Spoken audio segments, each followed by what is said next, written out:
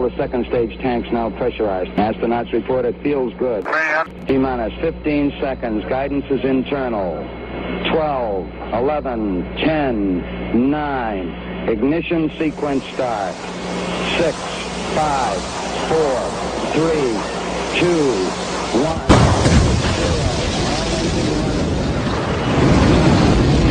Like a furry torpedo to the jugular. This is Honey Badger Radio. Radio with bite. Hello and welcome to HBR Talk 391. Get your hip waders. It's getting deep. I'm your host, Hannah Wallen, here with Nonsense Annihilator Lauren Brooks, the personification. I can't talk. Hello, it's me, for Mike. you guys, but I'm that thing. I like to reverse AM and PM because I work nights, so can't talk this morning. The personification of perceptivity, Mike Stevenson, and I've got to come up with a nickname for you, Richard, because you're going to be on as much as you want. How about I know. Since you're I know. from the UK. Understand Scott. I know. Understand Scott Adams. That's all I'm saying. There we go. Oh yes, I have not actually done the. Yeah. I just realized. No, Brian's telling me in the background because I just realized I did not share my screen with my co-hosts, and if I don't share my screen with my co-hosts, y'all can't see it either. So we are still going over the deep article. It's deep and shallow at the same time, guys. The attitude is shallow as fuck, but the bullshit is deep. It is so deep. It's really scary because I'm in a valley, you know. we have a valley and a valley here in the Dayton area. We have the Ohio Valley and the Miami Valley, and and the bullshit. If there were mountains, the bullshit would be higher in this article. But yeah, I think I'm gonna go with Lionhearted because it does take a lot of guts. Both of my UK co-hosts are here on pain of possibly getting arrested for saying the wrong thing and being heard by the wrong person. Because that's the other part of the formula. Like, it's not magic. Somebody has to get somebody has to Karen you in order for that to happen. So, and we have the Doge in charge working in the background to make sure I don't fuck up too much. Because, like I said, for me, it's like 7 o'clock in the morning on a short night of sleep. So here we go. And I have lost my page already, so I did fuck up too bad. Why does it keep putting itself in the background? All right. Before we get into the show material, we got to do what we got to do. As always, Honey Badger Radio dishes out a smorgasbord of thought-provoking discussions and female complaints from Hannah. As experiences both recent and long past have demonstrated, the provoked thoughts are fighting back. They've made it clear that for people like us, relying on third-party payment platforms like Patreon to fund our work is treading on thin ice or building our house in the path of a rapidly growing wildfire. In light of this, we strongly encourage our supporters to switch at least their support for us to feedthebadger.com, the most stable way to help us out. And if you want to tip us directly instead of relying on any social media platform's tip jar, the link for that is feedthebadger.com/justthetip. And you can send your super chats there, or super chows there, to complain about how broken up this opener is and suggest that I should do it again. There you go. As always, the same risk applies to our social media platforms, which is why you should further provoke the thought police by tracking our thought-provoking discussions on honeybadgerbrigade.com, where you can find your way to all of our content, as well as a link to feedthebadger.com in the drop-down menu at the top of the page. And we do already have one super chat, or super chow. Meredith G sent us $5 and said, HBR Talk 391, honey for the Badgers. I will have to catch the episode on the replay. So unfortunately, that sounds like Meredith had obligations and is unable to listen live. to all the mistakes. There we go. And I can put this away now. Go away. Extra page. There we go. I have on my screen right now 1, 2, 3, 4, 5, 6 separate windows, one of which has a split view so I can see both chats. So if you hear me talking to my computer, that's why. I lost my desktop computer a couple of months ago, and so I am just using the one laptop, and everything is on one screen, and it's all like overlapping and shit. It looks really funny from my perspective, but I can tell when people make comments. And oh, I love this.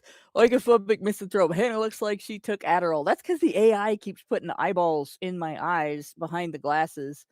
And the cartoon version of glasses usually has them be a little opaque, like there's a reflection and you can't see through the reflected light. And so glasses people aren't supposed to have eyes unless they're viewed up close. And my AI panda gets cartoon, that wrong. my panda cartoon kind of looks like he's on Molly, just staring at his finger, going, "Ooh, look at my finger! It's so amazing." That's funny. Oh, but there we go. So yeah, if y'all have suggestions, questions, or comments about the animated cartoons, you can put those in the chat too. But in the meantime, I also wanted to go with a bit of a reminder before I get more into this story. In 2014, we had the first ICMI, International Convention or Conference on Men's Issues, in Detroit, Michigan. And we had Jeff Charlotte from the GQ magazine, franchise, came and interviewed a whole bunch of us and wrote a hit piece on us. And having weaponized a pedophile. Yeah, he was a real piece of work, right? This guy came, he brought the pedophile with him. Now, I was working security. I didn't know about this because nobody said to me, "Hey, this guy brought a pedophile." Because if somebody had said that to me, I would have gone straight to our head of security and said, "Do we want this person here?" And we probably would have had some questions for that guy. But in the meantime, what actually ended up happening was Charlotte. I just can't help but thinking of him as a little tiny shart. Sorry. He took that guy around and harassed people using that guy. He took the Badgers to lunch. I did not go because I was actually keeping an eye on the crowd. But he did take the Badgers for lunch, and there were at least 2 people, I think 3 actually, at the table that had been victims of childhood sexual assault or exploitation.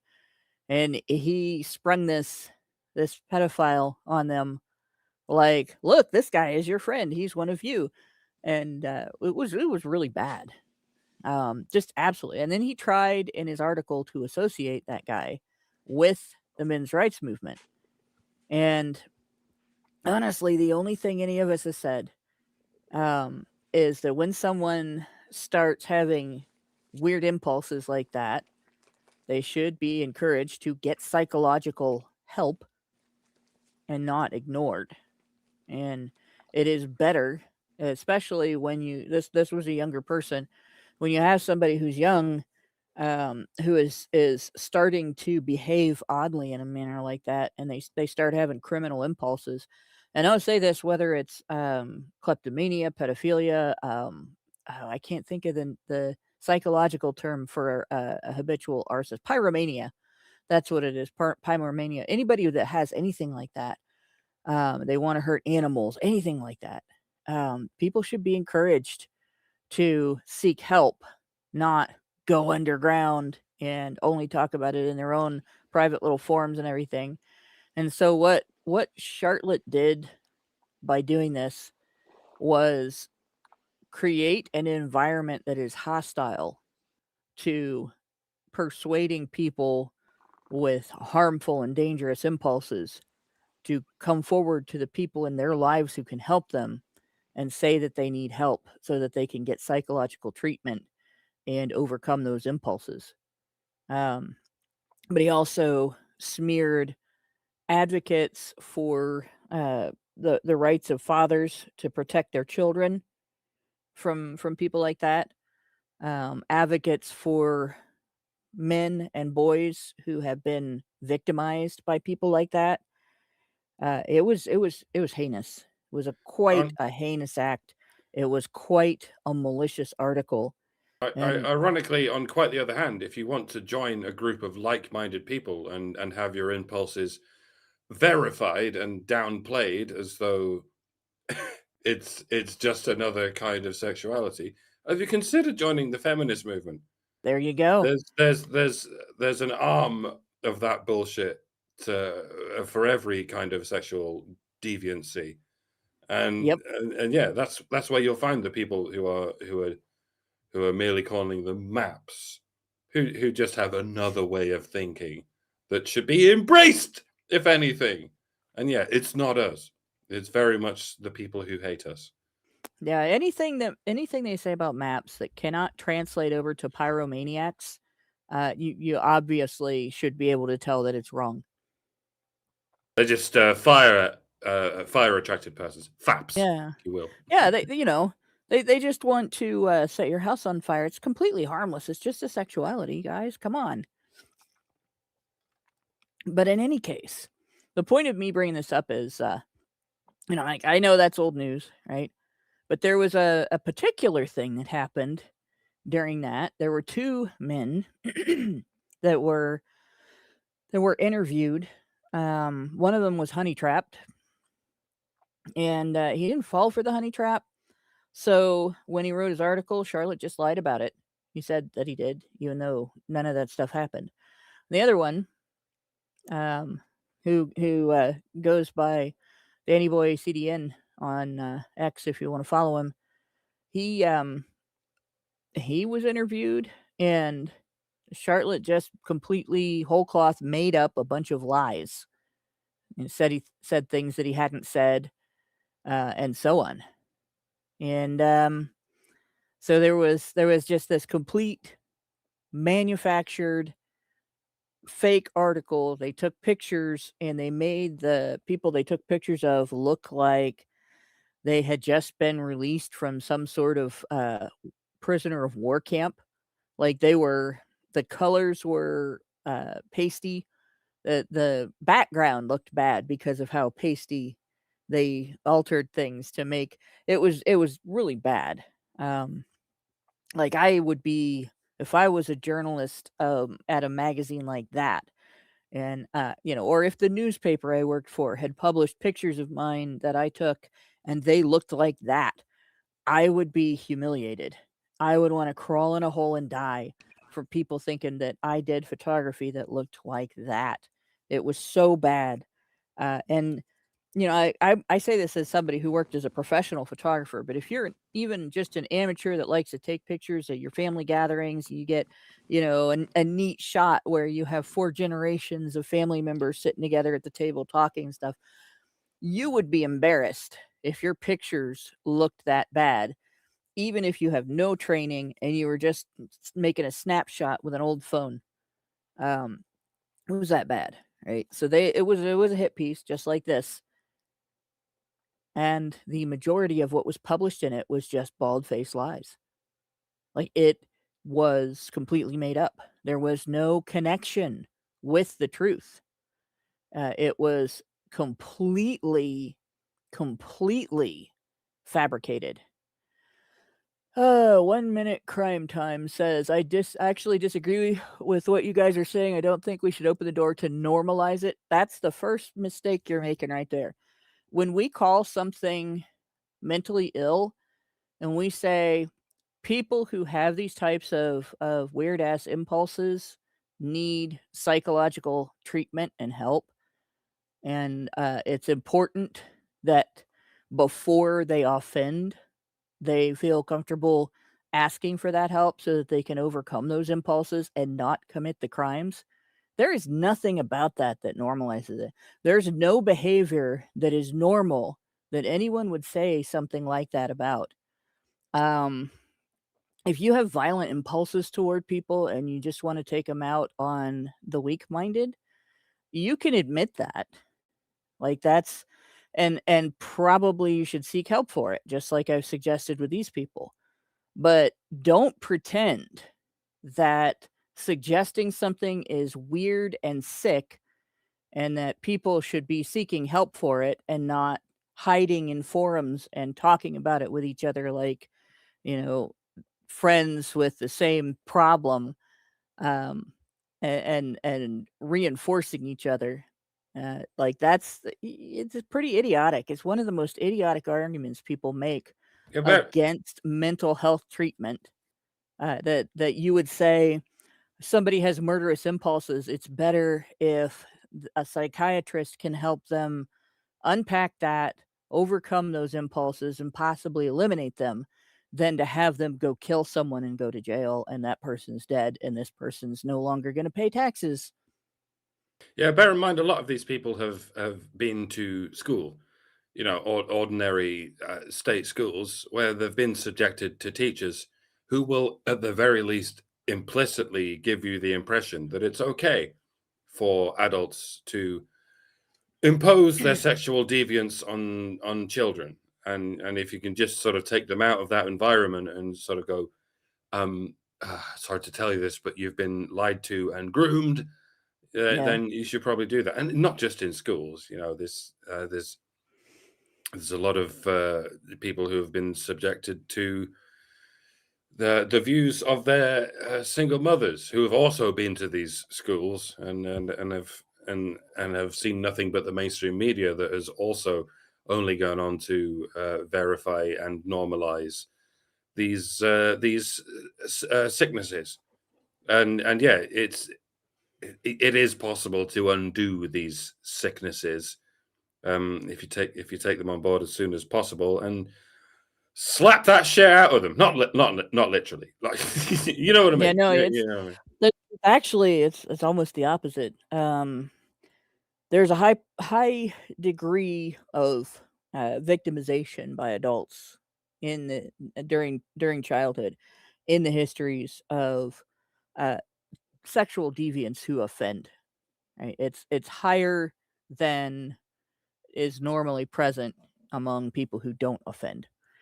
So more people per capita, more offenders have been molested or otherwise sexually abused or exploited as children than non-offenders. And that indicates that there is something about being being molested that makes you more likely to offend. So would you suggest, in order to avoid the normalization of saying that there's something wrong with these people and that their thought pattern is messed up and they should be treated out of it by medicine, which I still don't understand how that's normalization, because we don't say that about mentally healthy people. Um, but so would the people that suggest that we avoid providing a way out, a therapeutic way out of these thought patterns to people who have been molested, suggest that we just, when we find out a kid's been molested, that we just put them down? Yeah, I I'm know. asking I'm asking for a friend. I often talk about the wood chipper, and yeah, there are many cases in which there is no choice but the wood chipper. But let's not forget, it's very easy to falsely accuse people of these crimes, especially men. Yeah. And I get the feeling this is what governments very often do for all the people that we've heard, accused of having terabytes of porn on their hard drive. Sometimes I think, terabytes? Are there even terabytes of CP anywhere in the world? I mean, when you think about a fucking terabyte drive, you could fit almost any Hollywood movie ever made on a terabyte drive. Like, why does anyone need terabytes of CP? And that always makes me think, maybe that shit's been planted on someone who just said the wrong thing, right? Someone who criticized the government. And, I'm not saying that, there aren't people with gigabytes of CP on their hard drive. I mean, that's feasible. But when it comes, if you set up any crime as though it's something that can instantly get you, locked up and possibly even wood chippered, then you need to be very careful when it comes to how easy it is to Yeah, it's becoming easier falsely to. accuse people and plant it on them, just like the police can plant drugs on someone. It's no It less doesn't have to be the difficult to. police. Did you know that Jodi Arias tried to do that to her victim? Of course. She went and found CP and put it on his computer. They figured out that she had done it, but it's because she was an amateur, somebody who actually knows what they're doing. Say somebody from a organization or an agency with maybe 3 letters, they would be able to do it very easily. And there have been instances where they have done things just like that and been caught. So that is a consideration as well. But so the other question then, since we shouldn't treat mental health conditions because it opens the door to giving people who have impulses they don't like, that aren't considered dangerous to other people, an out where they might seek treatment to overcome those impulses. Does that also include obsessive compulsive disorder and obsessive compulsive personality disorder? Because again, I'm asking for a friend. This is getting a little dumb, right? We have to be able to recognize that childhood trauma and other causes of trauma and mental health conditions are caused by a lot of things. There could be genetics involved. There could be injuries involved. Brain injuries can cause some mental health conditions. That treatment for things that are actually harmful doesn't become unmerited just because some slippery slope argument says, well, you could be going into conversion therapy for your homosexuality or whatever. It's a bullshit argument. You can sort out what is necessary and right from what is overkill. And there is no reason to argue as if humanity doesn't have the capacity to do that. The more important thing to do is argue that humanity is obligated to use its capacity to do that. But in terms of this discussion, we've gone off the rails here a little bit. The point is, journalists, when they are looking at stories like this, like that guy that Charlotte brought, he didn't do anything to protect children from that guy. And he didn't do anything to help that guy become a non-threat, to become someone that you don't have to protect children from him because he's not going to do anything to them. He did none of those things. He did nothing to benefit society by bringing that guy. His entire goal, and he met that goal, was to smear innocent people by association. And it worked. There have been people for the last 13 years, just about the last 12 years, that have shoved that article in our faces, like every time the men's rights movement or ICMI or anything like that comes up. And that doesn't go away. right? I remember when he interviewed me, he talked to me for more than an hour, but I recorded the conversation, and so he didn't use my interview. Now, my phone malfunctioned. He didn't know the recording didn't work. He just knew that if he lied about me, there was at least a significant chance that I could prove it was a lie. So he didn't publish anything because he couldn't say anything bad. The thing that you need to do if somebody approaches you for an article like this, and I don't care if it's somebody from, the mainstream Newsweek, CNN, anything like that, Vice, the establishment media, the left wing media. I don't care if it's somebody from the right wing establishment media like Fox News, or the newer establishment media, One America News, like in the United States, or any place else, the Guardian, the Daily Mail, what's the one that comes out of Russia that everybody's like, oh, you got published in that, you're a communist from Russia, which is ironic. But any of those, you record, always be recording, because they're going to do this. And so when we're reading through this article, I want you to remember that. Like her comment about the guy having ketchup on his face, it's entirely possible, and quite likely, in fact, that never happened. The conversations that are published in this article, maybe they happened. It's possible that they happened. Because, Charlotte, he kind of sought out. He went looking for that guy. That guy didn't contact him. He contacted that guy. So these guys will, these writers will, they'll seek out the worst examples that they can then attempt to associate with and use to color your opinion of the movement. Right? That is part of the smear tactics. That's part of the hit piece. RT, that's it. Thank you, Le Coyote. That was a wily answer, but that was correct. RT is what I was thinking of.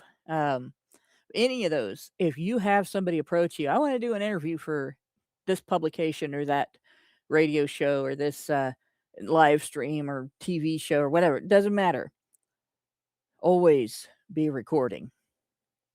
This all, what we're reading, this all could be fabricated. It could be made up whole cloth, and we wouldn't know because it's damn difficult to hold the writer accountable. If you don't have proof, especially if it's an American publication, you have to have proof not just that they lied, but there are damages from the lie. So if somebody writes a hit piece about you and you can't prove that you got fired because of it, or you got, your bank canceled you and said you have to take your money somewhere else, or some other inconvenience that could cost you money, and you can't prove that you suffered that loss of money and are deserving of some sort of compensation to make up for that, then you don't have a case in American courts for defamation, for slander, for libel. Libel is really hard, because we have free speech, and it does include the right to lie about other people, believe it or not. As long as that lie doesn't rise to the level of causing damages. And if you say something that's true about somebody, then and it causes damages, you then have to prove that it was not the business of the people. Like, you shouldn't have had the cause to say it. Wasn't the business of the people that you lied to hear that it was, like if somebody takes pain medicine that's a narcotic, it's privately, or it's medical privacy. You're not supposed to be sharing that with everybody in the world, right? And so if somebody has damages because you said, oh, by the way, XYZ person at this job or at this address or whatever is on methadone and, or Percocets or whatever the variety of different pain medications there are, somebody breaks into their house to steal it, then, there might be damages, even though it's true. But it's even harder to get somebody who like honey traps you and then writes about it in a way that makes it sound worse than it is when they're telling the truth and they're just framing it as some you being a pervert for being honey trapped. So all of that, like, it's quite heinous behavior, and journalists know they can get away with it, and you should never ever just trust what you see in an interview or an expose where somebody has spent a day with a group of people and they're writing about the kind of person that those people are and the kind of people that might be associated with them and so on. Right. So with that in mind, we will go on here and read about this Alex guy that she has talked about. And remember, this is the guy that she said talked about hypergamy and was upset. She characterized him being upset about being lumped in with violent men as if he was one of them when he hasn't done anything, and said he had ketchup on his face instead of talking about what he was saying and what its implications actually are. So she goes on. He had just said a thing about men getting excluded from social circles if they don't have status, they don't have money. He had just talked about hypergamy. And for anyone who wasn't listening last week, the basic understanding of hypergamy would be marrying up financially or marrying up socially. Somebody who has is more socially important than the woman is before she gets married, even if he's not rich, or somebody who has more money, makes more money than she does. And interesting note, by the way, younger women are having a harder time engaging in hypergamy because there is no wage gap. And there hasn't been a wage gap for decades. There is only an earnings gap, and that is only for women who don't do the work that men do. So it's not equal work. It depends where you draw the lines.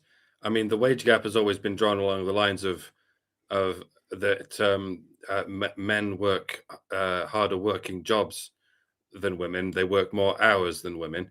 And nowadays you have fucking millions of jobs that are essentially just adult daycare for women, where they go in every day and they do butt fuck nothing and they get paid untimely fucking wages for doing that nothing. And men don't have that option. Like, if men want to get employed by a company, they have to actually do something. I'm sure there are like male HR representatives in some companies, but it is mostly women because we've had not just DEI, but the equivalent of DEI that's been going on for long since before it was called DEI. It was enforced for the sake of employing women long before it was enforced for the sake of employing racial minorities. By the way, it's been going on since the 90s and probably before that.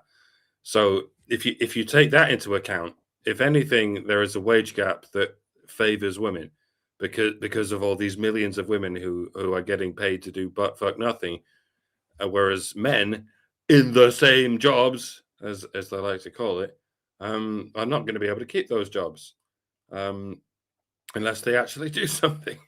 When you factor in the jobs where people don't fucking do anything other than harass people for being male, then There you go, yeah. if anything, the wage gap favors women. There are many countries in which the wage gap already favors women, even without taking that into account. Denmark, I think, is one of them, where the wage gap actually favors women, presumably because they're factoring in something or other. I say it's because we have all these useless jobs that women are doing, and men are still doing all of the incredibly useful, I mean, indispensable jobs, like actually keeping the infrastructure going. Most And farmers and ranchers are men, actually. Growing your food there's a is list as long mostly as a your man's arm. job. There's a Yeah, list as long as your arm yeah. of jobs that men do. Who built your house? Thanklessly, Men. Men built yeah, your house. Men built your apartment building. Men built the roads that you drive on or that you ride the bus on to get to and from work. Men built the bus. Men built your car. Men built the Uber that you're calling. Men produced the electricity, did the work to produce the electricity that you use in your home and your workplace. They're the reason that you have water. They're the reason the water is clean. They're the reason that when the water is dirty, it gets taken away from your house to a place where it gets re-cleaned and sanitized. Right? They're the reason why you can choose to heat your house with electricity, or you can choose to heat your house with natural gas. Right? yeah. They're the reason. They're the reason why when food is grown and produced and harvested, they're the ones harvesting it. That it gets transported to warehouses, stored there, guarded there, and then transported to grocery stores. They're the ones that set up a system to make sure that there's nothing wrong with it, or at least not anything so wrong with it that you can't eat it. And they are the ones, generally speaking, who created the grocery systems.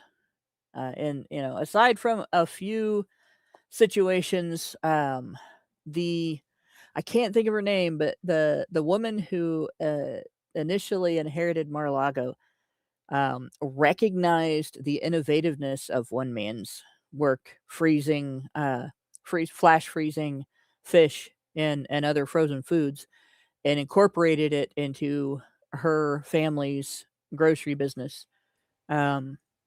But she was still basically just helping a man's work be delivered to the rest of the population. So where women have contributed, they have contributed in between things that would never have happened without men. Right. Yeah, So yeah. if you consider the wages that people get against the capital that they're actually producing, the work that men do generally produces the raw materials, and and the food and the energy and stuff, versus the wages that they're getting. I would imagine most women are taking far more wages than they produce in capital. So if you factor all that in, the wage gap in terms of wage versus capital, I mean, 77% is a fucking joke. I imagine it's closer to 10%. That the amount of boost to the economy that women are actually producing versus the wages they actually get. I mean, it's Yep. minuscule. It's Yeah, it's women shop. negligible. Men create wealth. Women spend it. And that's kind of how it's gone throughout the entire industrial age. So it becomes harder for women, though, to be hypergamous if women are getting paid thousands of dollars a year to basically do nothing but deny workers' comp claims and make payroll late. As what happens when you get men in HR is payroll comes out on time. If people have questions about their sick days, they get answered the same day that they get the email. If somebody calls and wants to know about company benefits, the employee that they're talking to actually knows what they're talking about and doesn't give incorrect answers and then come back later and say, well, you're supposed to already know that. It's in your handbook that we don't give you, that you have to ask us for a link to online to find out the information. FMLA gets properly applied and tracked. And like I've seen all these problems happen with women in HR where it didn't occur to them that a holiday was coming, and so payroll ended up being late because they didn't do the correct preparations. Or one of my coworkers almost lost her job because they didn't properly apply and track her FMLA time. And like I've seen that. That was when I worked at the gas station. It was really bad too because she did her end of everything. She did her homework. She did everything she was supposed to do, and HR dropped the ball at that company. It was a big company too, right? Like they've had a long run of business. I'll just say that, and they just completely whiffed on her, and we almost lost a good coworker because of it. But yeah, when you get men in HR, they actually do the job. But usually they're usually either older and more experienced, or they have expertise in something else and they end up in HR because there's a recession, or they've been injured and they end up in HR because they can't do what they used to do anymore. And yeah, women in HR will demand men or deny men parental leave, and then you have to appeal it. Because most companies don't allow you to deny that.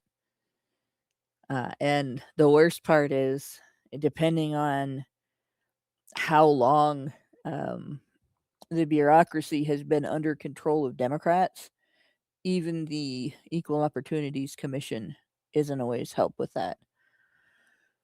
But so let's get into this pile of bullshit. This is, put your hip waders on, guys. This is gonna be deep. So she points out, Alex doesn't have status, in quotes. He's been out of work for a while and lives in a council house on benefits. He hasn't had a girlfriend in many years and has given up looking for one. So what she is describing there, he hasn't had a girlfriend in many years and has given up looking for one. That is an incel. She is going to try to use him to paint incels as stupid, lazy, not very bright, like not just stupid in terms of not intelligent, but making dumb choices, and having inappropriate, disapproved, verboten opinions. Right? She just described she described my life. Yeah. A little bit in the paragraph. Yep. The only thing that's missing is having a disability as the reason. Yep. And she might, Alex that she's, whatever his real name is, might have that same circumstance, because aren't a significant number of incels autistic? Yeah, but they will deny that they're autistic. Some of them will do so. And by on no the forums, means, at least. By no means do you need to be disabled to have found yourself in that circumstance. In this circumstance as a man. A normal man will find himself going, yeah, no, I don't have the six figures in any of the parameters. I don't have any of the sixes. So Go on. Getting on benefits in the UK as a man is very difficult. Even for me, getting on disability, I was rejected 3 times. So if my he's GP living in a council house on benefits, the chances are he's probably disabled. You don't have to be disabled to be on benefits in the UK. You don't? We got a thing called universal credit, that people can apply for. So and that covers like people for a month, but you have to look for a job while on universal credit. But with disability, you don't really have to look for a job. You just have to go to the job center and say, "Hey, I'm looking for a job. Can you help me find a job?" And they'll feign this helping me find a job. And as long as you show them like 10 or 20 instances of you applying for a job over the space of a month, they'll go, "All right, here's your council taxes. Here's like 150 quid a month or something." And we'll keep doing this until you actually get a job. I was on job seekers once upon a time when I like moved to London and I was between jobs, and I'm glad for it because I used my spare time to learn how to animate. There you go.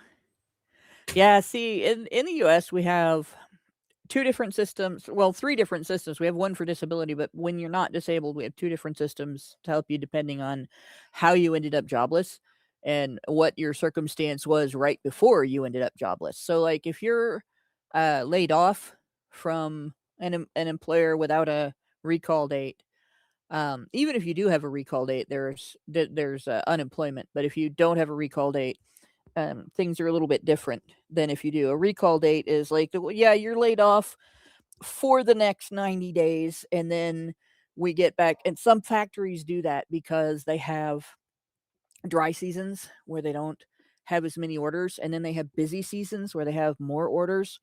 So, for instance, I used to work at a place called Consolidated Biscuit, and they made cookies, but they also made they packaged potato chips. I think they made the potato chips there. I just never saw the part where they do that.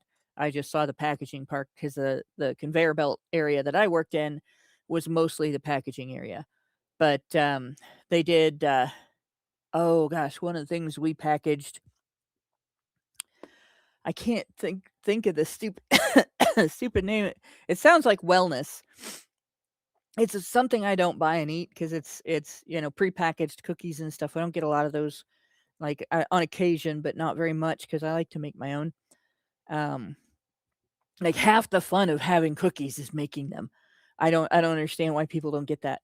But in any case, we used to package a whole bunch of different stuff like that, and it would go out, and part of the year we would get shit tons of orders, and they would have a big workforce, and everybody was full time, and sometimes there was mandatory overtime and everything.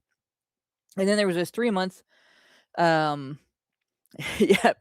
wellness snacks. Night motorcyclists, they're totally not, by the way. So I won't say the brand name, but in any case, the 3 months out of the year, they would cut the workforce almost in half, and everybody was still full time that was working, but for about 90 days, you would be laid off. And if they knew they were bringing you back for the next round, you got a recall date. But if they weren't sure, like maybe your rate was too low or whatever, then you didn't get a recall date. But you still might get recalled if they didn't get enough applicants. And so if the economy was really good, people who didn't do a great job could still come back, and they would be employed for 9 months out of the year, and they'd be on unemployment for 3 months out of the year. But if the economy sucked, and you didn't get a recall date, word was that you should be looking for a different job. And if you're on unemployment, you must every week apply for a job, and you have paperwork that you had to fill out. Now, this is me talking about, this would have been 1996, 95, somewhere in there. And that was with a recall date. You still had to apply for jobs every week, but the job had to offer more than what your job was paying. And I was told that if I didn't have a recall date, I would have had to, the stipulation would have been you have to take whatever comes along. because you're not quitting a job to take that other job. They're not saying they're going to bring you back. So you have to take whatever, or if you're not in compliance and you're not going to get your benefits. And so the trick that people would use would be to apply for stuff that they didn't qualify for, but that, paid more than their job, because they didn't want to apply for anything that would be a lower pay in case they got hired, and then they wouldn't have the opportunity to go back to the factory. So personally, I looked for a higher paying job anyway, and I looked for something that didn't lay off when I found all that out, because I don't want to be laid off. But there was a whole community of people that worked for that factory, like a whole little, network that ordered the way that they worked in their lives and everything around collecting unemployment for 3 months out of the year. And they treated it like a vacation. And all I could think of was, that kind of sucks, right? Because you're essentially screwing yourself out of half of your wages for 3 months out of the year instead of finding a better job. I found a better job right away, by the way. So that's essentially how that works. But the other end of it is just straight up various types of welfare. If you are under the poverty level, well, actually, you can be at, I think, 150% the poverty level and get food stamps here. But if you're under the income levels that the state decides, merit getting assistance, there's all kinds of, you can get cash assistance.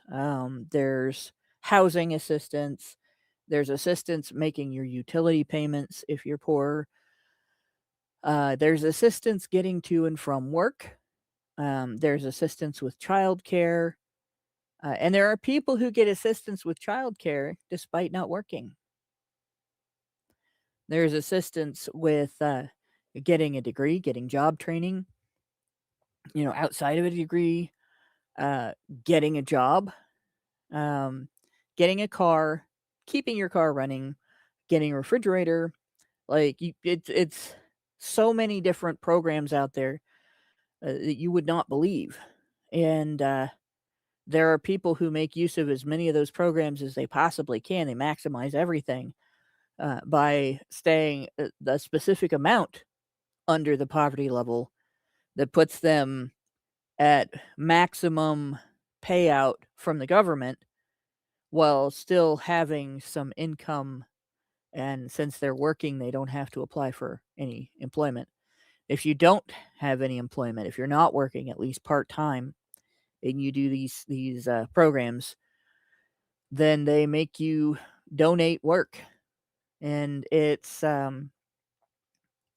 like you go to Goodwill and you sort items at Goodwill, or you go to certain church organizations and you work in a soup kitchen, or there are a couple of other different things that they have out there. You might work in a food pantry, which is different from a soup kitchen in that a soup kitchen serves a meal at a time, where a food pantry sends home canned goods and boxed goods and stuff like that, and even fresh produce and stuff, like all that gets donated either in cash to the food pantry and then they go buy it, or it gets donated by people in the public, or by local grocery stores. Like I have it set up. I let Kroger take my data, and what I buy, they know what I buy, they know what to market to me and stuff like that. And then in my name, they donate to the local food bank. And it's one of those things. I know they're going to get my data even if I don't sign up for that. But if I do sign up for that, they don't charge me as much for some of my groceries sometimes. So it's either you get your data stolen and you get nothing for it, or you get your data stolen and you get something for it. So when I shop there, I'm donating. But they're not the only place that I shop. There's a neat little market here in the Dayton area called Dorothy Lane Market. that has a lot better groceries. But in any case, all of that, when it comes down to it, it's all specialized depending on what your circumstances are. And men are funding all of it with their tax dollars.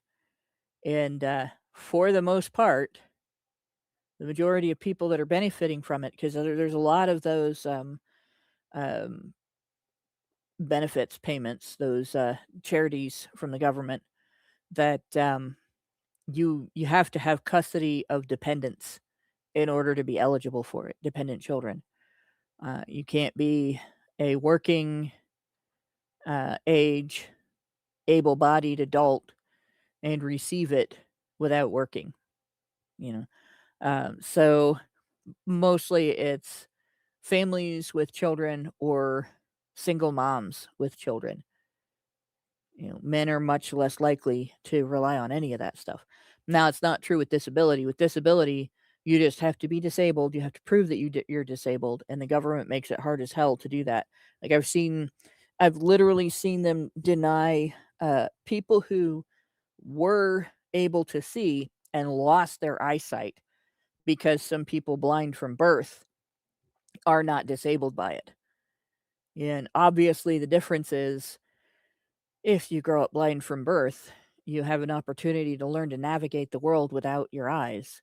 But if you get to like 30 years old and you lose your eyesight suddenly due to an accident, it's not the same. You don't have any idea how to navigate the world that way. But the argument was that some people who are blind are not disabled, so you have to prove that being blind disables you. But if the individual that was blind from birth, if their family had applied for them when they were a kid, they would have gotten disability. So Remember, we used to yeah. have this fun parlor game. What would be worse, being blind or being deaf? And this was something worth discussing back in the day before everyone was using computers and screens and the internet all the time. And nowadays it's just, yeah, well, clearly blind would be worse, because how the fuck are you supposed to use a computer when you're Oh, blind? there's quite a number of things. There's some ways, yeah, but if like you said, if you're not used to it, Yeah. then it's this whole fucking overhaul. Everything has to go through some kind of text to speech stuff, and it's Yeah, that's exactly what it is. There are devices that can help you if you're blind, but yeah, that are now being improved by computers and even AI, especially with the use of little cameras and everything. Similarly, if you're deaf, there are devices now that can assist you in ways that people who were in any type of hearing impaired, they wouldn't have had that, 20 or 30 years ago, or even 5 years ago. There are a lot of neat things that computers can do, as long as they're not being exploited to doom the masses to a police state, which is what's happening here in the U.S. right now. They're even talking about using people's personal security systems to track the movements of people, their neighbors, and people in their neighborhood without their consent. Like that's on the table right now.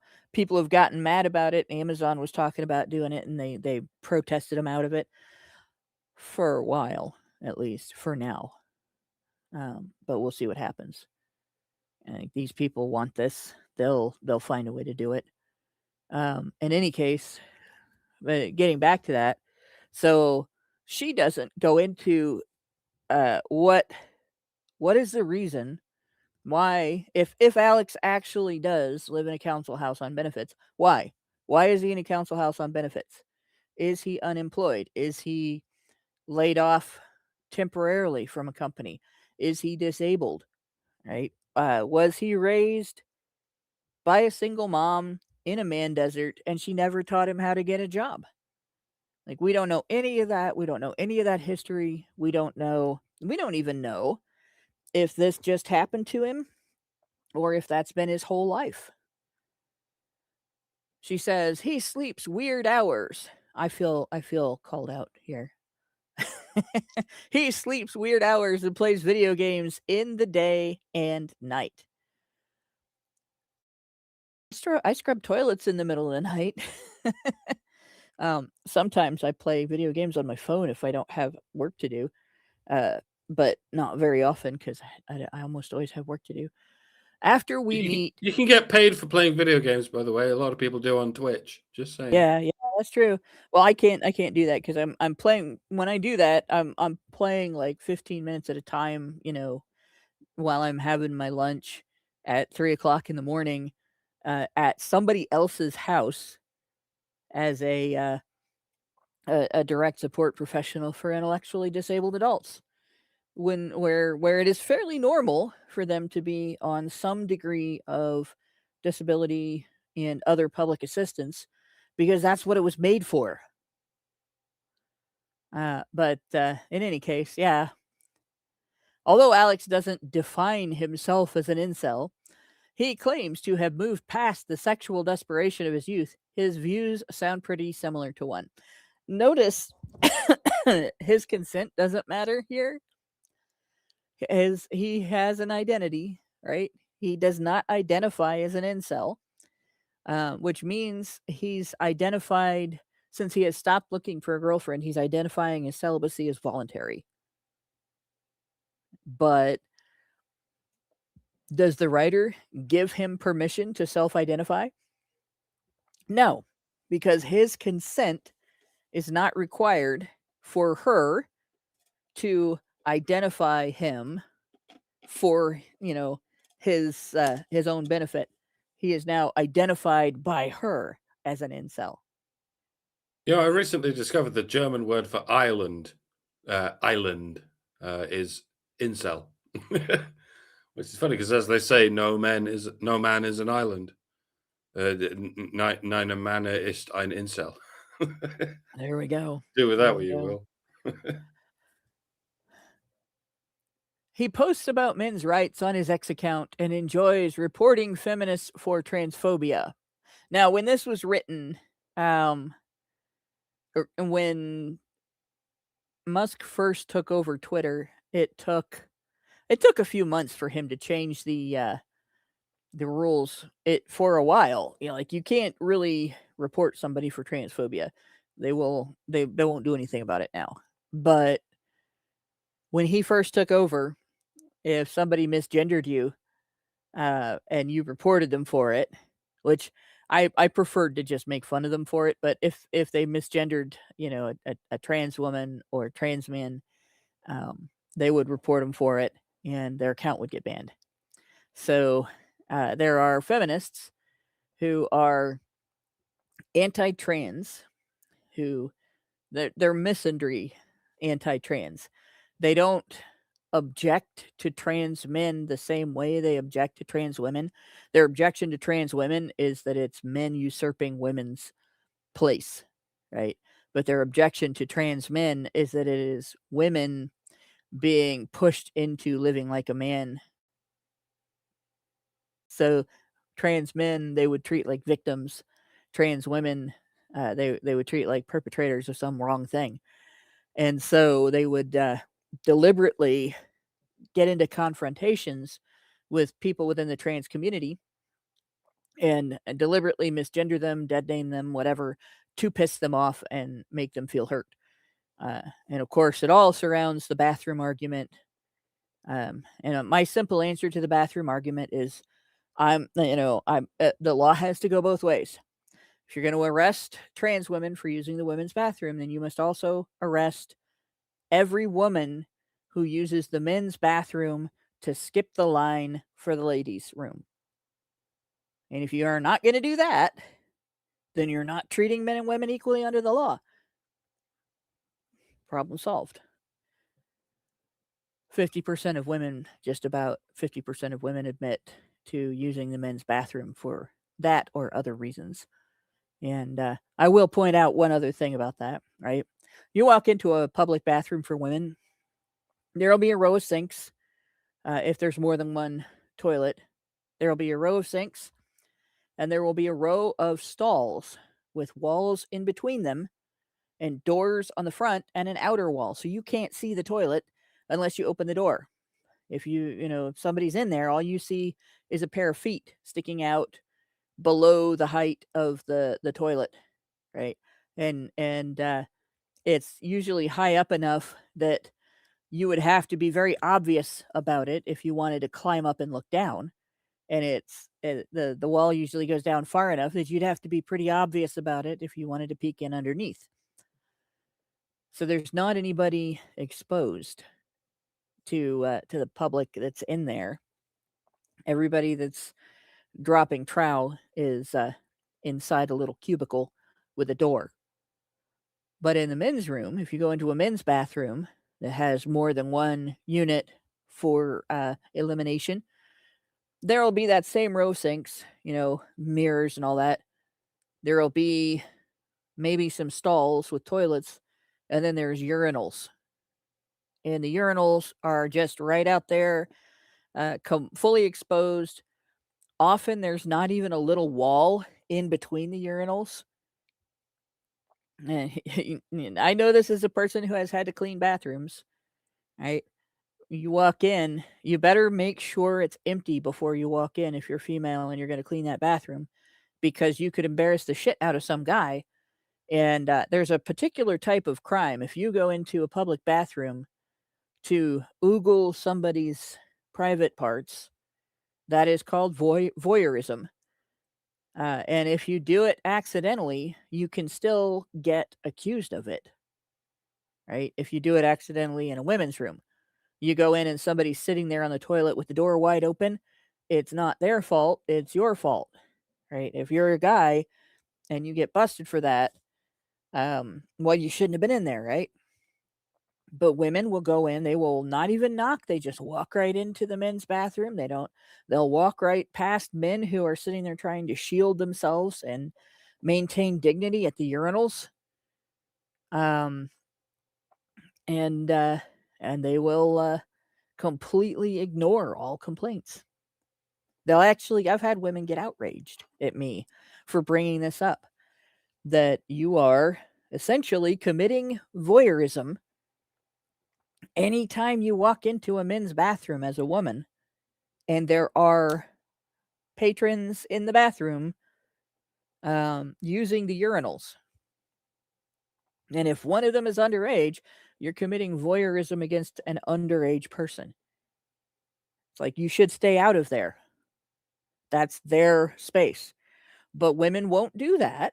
And yet they complain that trans women are biological males using the women's restroom so they can see what's hidden behind closed doors, even after they walk into the restroom.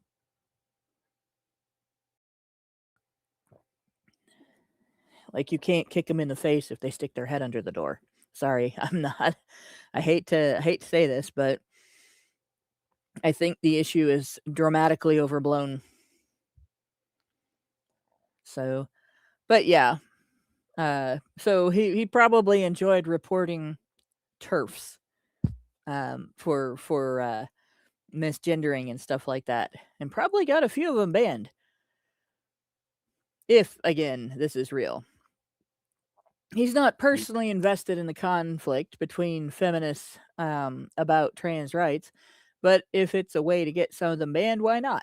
On his YouTube channel, he discusses the marriage trap and how men are persecuted. You should do a series with me, he says. Feminism has a meltdown over men's rights. We get lots of views, he says. You could get famous. Never heard of this guy, but okay. And of course, here again, she will not discuss the marriage trap, right?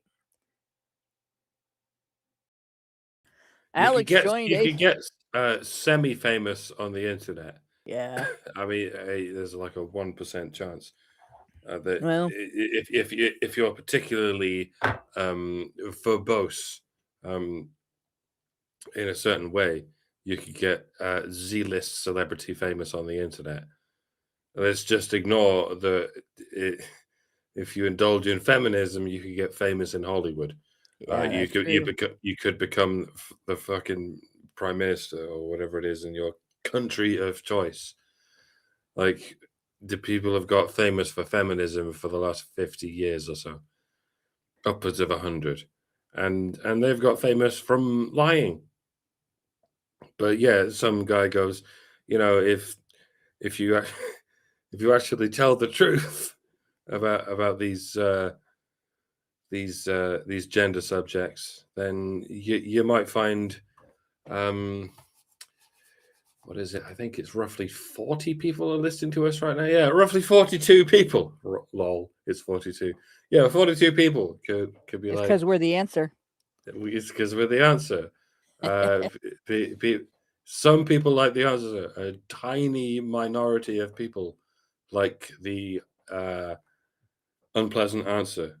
But Yeah. Literally millions of people, if not billions, will make you famous because of the wrong answer. And that's why this shit has flooded our universities and our mass media. So whatever point you're trying to make, lady, it might have blown up in your face there if for a moment you examine what you're saying and what the truth is. But never mind. Yeah, she won't examine the bit about the marriage trap, that's for sure. And here's how it goes, all right? Let's imagine you go into a business looking for a financial arrangement, right? You're going to go to a bank and make a financial arrangement so that, you'll have money to start a business with. Or you go to a company and your financial arrangement is, I will work for you and you'll pay me money and give me insurance benefits and such. And they hand you a contract. All right. And at the top of the contract, it says, you are bound by this contract, but we are not. Would you sign it? Because I wouldn't. I wouldn't sign a contract that put me in that situation. I am bound by this contract, but the person I'm making the contract with can just quit at any time. Oh, and by the way, underneath it, it says, if we break the contract, you still have to hold up your end of it. You're still bound by the contract. It's not dissolved. Your side of the contract is not dissolved. Even if we abandon it with impunity, you still have to do your end. So the bank says we can take your collateral for the loan, but you still have to pay us back, even if we are completely compensated by that collateral. We can give you bad credit reports, even if you're making your payments on time, and there's nothing you can do about it, right? And we can just debank you without warning, but you still have to keep your money here. And it's ours now, and you're not allowed to spend it. Would you sign that? Because I don't think I would sign that either. Or your employer might say, oh, well, we could fire you, and we don't have to pay you anymore after we fire you, but you still have to come to work every day and do your job. That's how firing works in this contract. Would you sign that? Because I would not sign that. I don't think I would. And those are all things that are applicable to what men are signing up for if they get married. Every single one of them. And marriage is on the decline anyway. And so is Valentine's Day, apparently. Yep. Because nobody else buy. This has been the low. Because no one bought anything this Valentine's Day. Only the women did. Men just checked out. Yeah, I can see why. Women have made demands after demands for being treated like something special, for having the legal system set up for their benefit, and for being able to do reprehensible things to their partner with impunity, and then still expect their partner to do everything that a partner does out of love because they were once married. And I think women are going to have to understand that's not how partnership works. And I don't think any woman would sign up for that if the roles were reversed. I don't think the relationships are not gonna happen like they once did in the past, and it's gonna be on the decline. Yeah, it is right now. In fact, the marriage rate is down and the birth rate is down. And we're I looking mean, at a massive decline at this point. Hopefully, women will notice the difference between the men on the street just going up to them and saying, "Oh, so beautiful! You come back to me. You give me. You're beautiful. I do. You think," and they'll sort of go, like, yeah, maybe I can find the middle ground between those guys and the guys who are millionaires and are 6 foot tall and have six packs. Like, There's no middle. There's no there, middle ground for women though. there hasn't been for the longest time, because they've been trained only to seek the absolute apex male, to only climb up the ladder of hypergamy. Because But women don't go on. women don't really grow up. They just grow old. Anymore, yeah, it's very difficult. You know, there's the number of women who reach adulthood is shrinking. And you know, like I know women personally that have reached adulthood. You know, I feel like I have. But it took me longer than it should have. You know, it took me way longer than it did to become legally an adult and legally able to sign contracts and take out a loan and things like that as an adult. But heck, I was almost 30 before I grew up. And I only grew up because I became responsible for another person. Right? And the thing is, when we grow up as girls, we don't get treated like we're responsible for the people around us. You know, maybe as older siblings. Like I was the oldest kid in my family. There were just two of us, me and my little brother, and I was enough older than him that I could be the responsible one. It wasn't considered babysitting. It was really emphasized that I wasn't the babysitter and I was not his boss. But if we had something go wrong, I was the one, you know, that was in charge. If we were left home alone for any period of time, and when we were out in the neighborhood playing and stuff, because I was the older kid. But when my brother and our friend and I were mugged by older kids for our candy one Halloween when we were out trick-or-treating. The first year we went out without an adult, by the way. I was like 11 years old, and our friend was 10, and my brother was 9, and he broke a 14-year-old kid's nose to protect me because he was the boy and I was the girl. Right? That's how boys are raised. And if he had not defended me, everyone in our neighborhood would have treated him like he did not live up to his responsibilities as a 9-year-old third grader against a 14-year-old freshman in high school. Granted, like I said, he did break that kid's nose, which you know, it was predicated too by like this slow-mo. The kid had grabbed my bag of candy, and I had it. It was a pillowcase, and I had the top part of it wrapped around my wrist and was holding it like I was going to use it as a mace, because we knew we were going to get attacked at the point when it happened. And this kid got me from behind and dragged me down the sidewalk by my bag of candy, which tightened around my wrist. So I literally couldn't let go, and was sitting there trying to yank it off of my arm, yelling, let go, over and over again. And I was trying to maneuver around so I could kick him and maybe get him to stop so I could get myself loose and run away from him. And my brother's feet come pounding along the sidewalk. And I swear it sounded like the voice of God coming out of this 9-year-old little boy. That's my sister! And the next thing I know, the back of his fist is an inch off of my nose, and then he just launched it up into that kid's face. And there's this split second of absolutely nothing, and then the kid's nose exploded, and of course, blood all over both of us. When Dad came to pick us up at the home of the little old lady that came out and kind of chased off the bad kids and took us inside and gave us cookies and had us wait, for a parent to come and get us. The first thing he saw my brother, he's like, "Oh my God, where did all that blood come from?" This is the last year I ever heard anybody say, "It's okay, it's not my blood." Like 10 years later, those were the most terrifying words a kid could say to the parents. "Whose blood is on you?" "Oh my God, we're going to the hospital.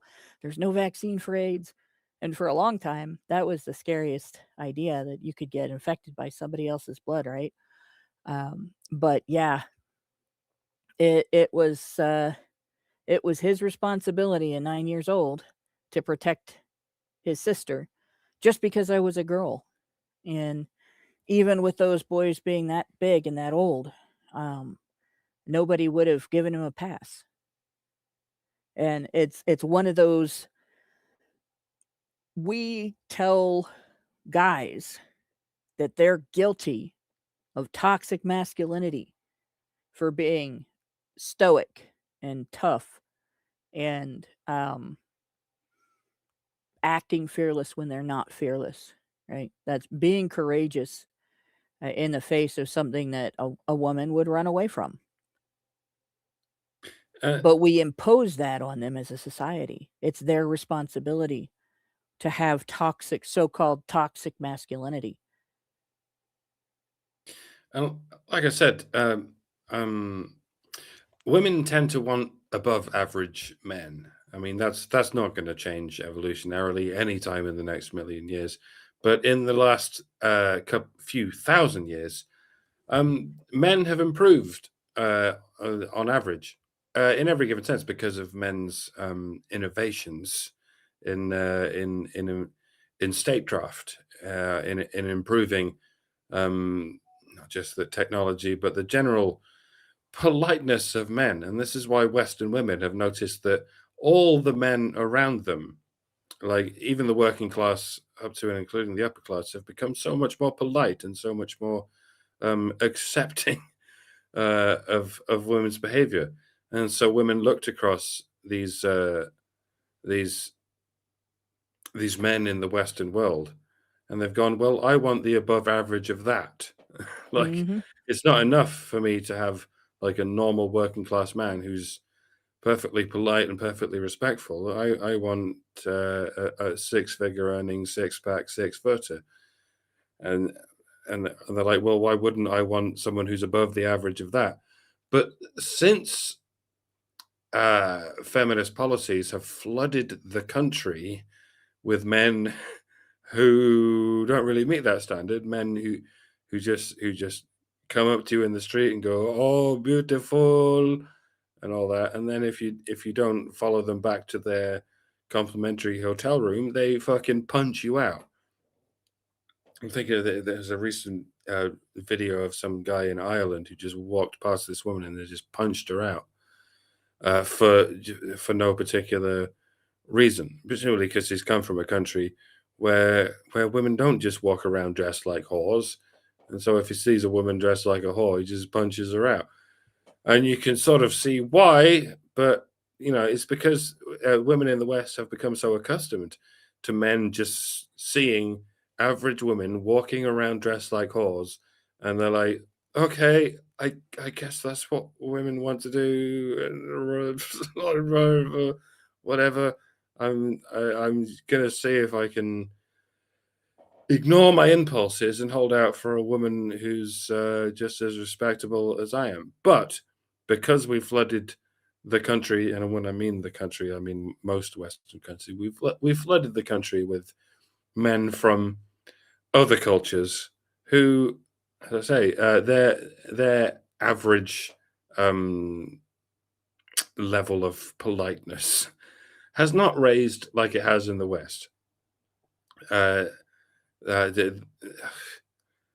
These are men from countries who I don't know how to say this without sounding like a tradcon misandrist, but the people we're bringing in from these countries tend to be criminals, tend to be men who don't really respect people's boundaries, and so we flooded the country with men who will just fucking knock you out if you seem too immodest. They'll just knock you out if you don't give them what they want at a moment's notice. They think if they just call you beautiful and say come back to my place, then you're doing them some kind of disservice. And so hopefully, like I said, hopefully women will finally realize that the average when it comes to men is not the high average of Western men who will just forgive you for all your whorish ways. Like when you take into account the men of the third world, the average is kind of much lower than that. Like there's a lot of men out there who won't take your bullshit.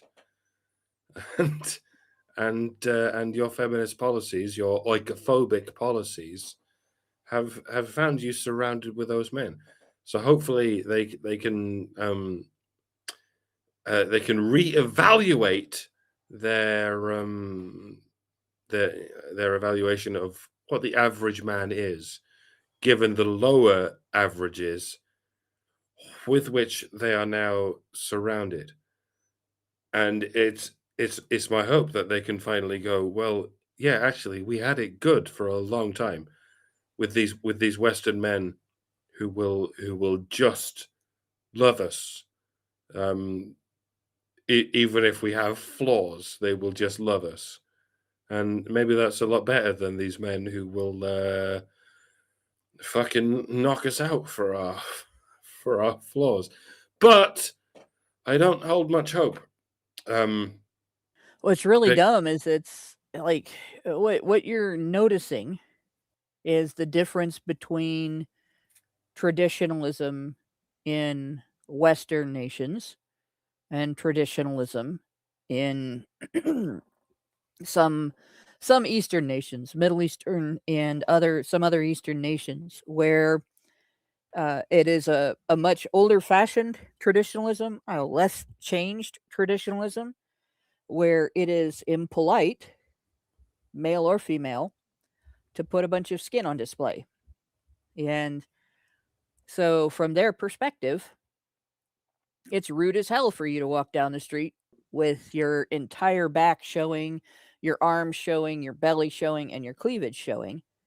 But from their perspective, it is not unreasonable for them to respond by slugging you.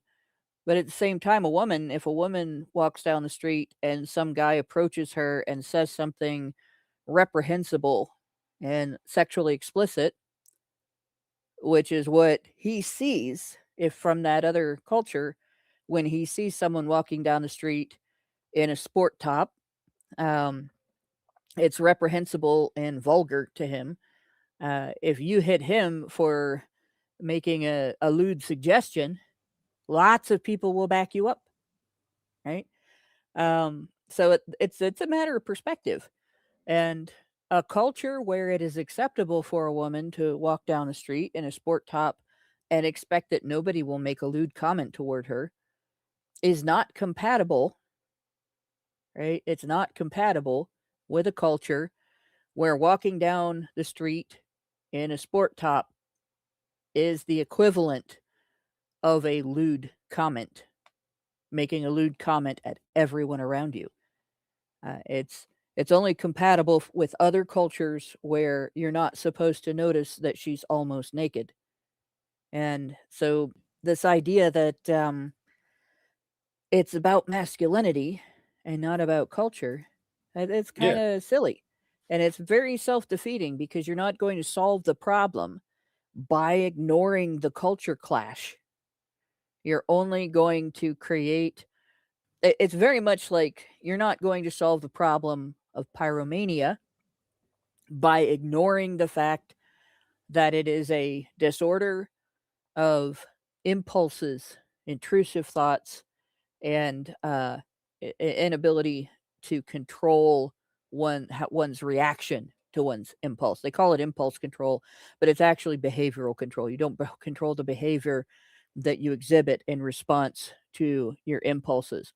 I can't count how many times a day I have the impulse to say, "Oh my God, what is wrong with you?" to somebody. And I don't do it because that's just mean and rude, right? That's impulse control. If I had no impulse control, I'd be walking around with a giant can of almonds, just eating out of it all day long, nonstop. Impulse control, right? But it's really behavioral control because you're not controlling the impulse. The impulse is still there. You're controlling the behavior that you exhibit in response to the impulse. Yeah, No, I we've don't have to check the lock on my door 5 times after I've locked it to make sure it really is locked. I know I did it. And behavioral control. So again, you don't have compatibility with those two cultures. You should not flood the homeland of the culture where you're expected to have more behavioral control in regard to your impulses nor with should people you who have less. nor should you flood your culture with women who have no impulse control. No, That's what absolutely we're not. facing right now. We've developed this culture where women can do whatever they like. They can indulge any impulse they like, and now we've flooded the country with foreign men who are completely incompatible with that impulse control, and they have their own impulse controls, and the general normie populace and the normie media are kind of at odds as to what they do about this when women have no native women have no self-control and foreign men have no self-control. What do we do other than punish native men? And all they can do is punish native men over and over again because they already have this ideology where everything is the fault of native men. And I'm losing patience with any of this, like especially when it comes to even our own native right wing, even our own nativist right wing, even when it comes to this restore party, never mind reform, fuck reform, but even the restore party can't sort of get their heads around this idea that we brought this upon ourselves by letting women do whatever they want. And like it, I like Rupert Lowe. Rupert Lowe even understands to some degree the degree to which women have been fucked over in family courts. He gets that to some degree. He sort of he understands where that's going, but he keeps focusing on the problems of the impulses of native men. And sure, that makes sense because that's the problem that's been layered on top of the previous problem. The previous problem being letting women do whatever they want. But the fact that our country has been flooded by foreign men who do whatever they want happened because we let native women do whatever they want. Because native women sort of they have this relational aggression where they just want to punish their own kind. I call it oikophobia. You know where I'm coming from by now. And they exact this oikophobia by flooding the country with foreign men to teach their own family a lesson, to teach their own countrymen a lesson. And yeah, I'm hoping after the Restore Britain has come into power, we can do away with Labour, we can do away with Conservatives, we can do away with Reform, and then will be a two-party system between Restore Britain and whatever party comes along with "re" on the front of its name can actually get around to defeminizing the country. Yeah. And I'm sure even Rupert Lowe will be like, "Oh no, that's far too misogynist." and the new re party will be Yeah, everything you said about foreign men, we're saying about native women. Everything you fixed about all that previous shit, we're going to fix about the next thing. I'm not sure what we're going to call it. There's a whole bunch of words that start with remasculinize. We're going to do the remasculinize party, and I hope Restore Britain wins the next election. It's a thin hope, it really is. But if and when they do, like I say, I hope we can spend the rest of eternity arguing between us with people who put the British people first, and people who put the British people first without putting the British women first. What has to happen is balance. Right? Yeah. We have to. There are aspects of women that have the potential to be great, and if we bring forth men's best selves, and we bring forth women's best selves, and those best selves work together instead of working against each other to raise families that are they create an environment, a home environment, specifically for the purpose of bringing forth the best selves of their children, then you get a civilization in which people can be happy and comfortable, mostly safe. There's always danger in the world, but not like this, right? You get a civilization where you don't need huge, all encompassing social systems to handle when able bodied people can't support themselves. And it becomes a lot easier to fund the systems for helping people who have disabilities that are bad enough that they cannot support themselves because they are disabled, that they are unable to work, or they're unable to work consistently, right? And that would be the best thing. But unfortunately, if the feminine is not allowed to dominate instead of keeping in balance with the masculine, feminists get angry and they throw temper tantrums in the streets, and they get young people to set whole neighborhoods on fire. It's terrible. I have two things in the chat to address before moving on. Xeranx gave us $5 in a super chat and said, "Funny that you need to prove you're disabled to get government aid, but you just have to undermine your ability to scrape by for the same thing, basically in the welfare system." Almost like having a good reason is an inconvenience, but it's a happy thing for the powers that be if they can regard you as pathetic. And people wonder why there's so much corruption, and that is true. When I was the last year before I conceived my son with my husband, I was in 2 car accidents. I was rear-ended twice as a passenger in another person's car, 2 different people.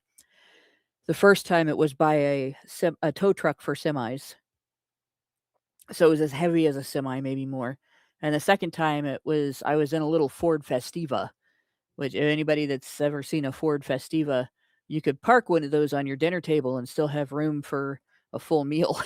And a Buick came around the corner at top speed and just rammed into us so hard that we went airborne, flew an entire car length.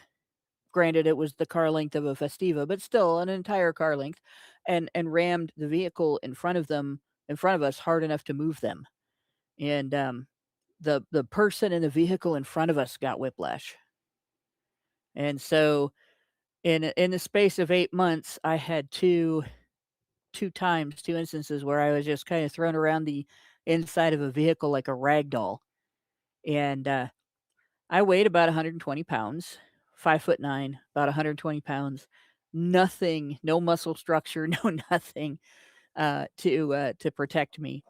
And so my parents thought my injuries were going to be permanent and disabling, because my mom was injured like that in her 30s, and her accident that we were in, the driver was doing more like 55 miles an hour, went through a field and directly impacted the door outside of her seat. And the accident was bad enough they had to use the jaws of life to get her out of the car, and she almost died. And she had pain her entire life from that. And we did not know that on my mom's side of the family, we had the vascular form of Ehlers-Danlos running in the family. So we did not know that it was abnormal for us to recover much more slowly, if at all, from soft tissue injuries. Mom just knew that what had happened to me was going to cause a lifetime of pain, and it has. But it's not the only thing that caused it. And when I realized that, like, I stopped the process of doing lawsuits and everything else, and just because it's not necessarily, I can't measure what the other person did to me, and it's not fair to just sue them for something that isn't entirely caused by their actions, right? But in the meantime, they had me apply for disability, and the plan was, I would use that until I figured out a way to not be disabled, because we knew I would eventually. But at that moment, it looked like it might be years and years before I could do any kind of work again. And the first thing they do is deny you, no matter what reason you put down. 95% of people who fill out an application and turn it in get denied. And I don't think they even look at the application. And then you have to file an appeal. And when you file the appeal, then they send you to physicians and stuff like that. And because I was being treated for depression at the time, being temporarily disabled is very fucking depressing, by the way. Especially if you're accustomed to working 2 or 3 jobs at a time, and all of a sudden you can't do jack shit, and you have to rely on other people to support you. Oh yeah, the Ford Festival was a lot of fun to drive, Night Motorcyclist. It was just awesome, but it wasn't much fun to get hit in. Uh, I will tell you that. Um, but it was manual transmission, so it was great. It was like having your own little race car on the street. Um, I'm lucky I didn't get into an accident when I was driving. But so I applied, I appealed, and they sent me to the psychiatrist, and he did an IQ test. And he's like, "Oh, this is great. Your result is great. They'll send you to job training, and you won't have to be on disability for too long." So I was really encouraged, and I get the results back of my appeal, and it says you can't possibly be disabled. You have a very high IQ, which was true. I did have a very high IQ, and everybody around me was all outraged, right? Oh my God, dude, what are you going to do? Sit there and think really hard, and money will just appear on the table so you can use it to pay your bills? But I sat there and I thought about it for a while. I thought about it for days, because they were talking about getting a lawyer and all kinds of advice.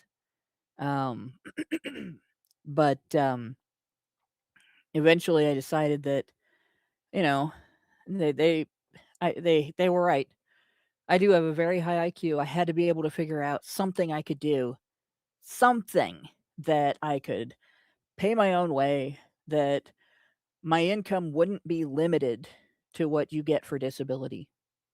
And so I started working on it, and I went back into retail, but specifically in a retail store that sold cameras, because I do photography. I used to have professional equipment. I haven't done that for a while, but I had a 25-year career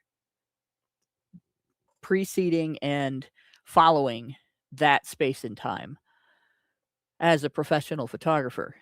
And so, if anybody was going to be good at helping people connect with what camera was going to be right for their purposes, it was going to be somebody who used cameras for a living. And I was a bit of a nerd about it. Like, we would get a new camera in, and I would dig through the box and get out the manual and read the whole thing, and then go back and start playing with the camera and checking out all the features and everything. And I became the person that helped people understand the techniques in the manual, right?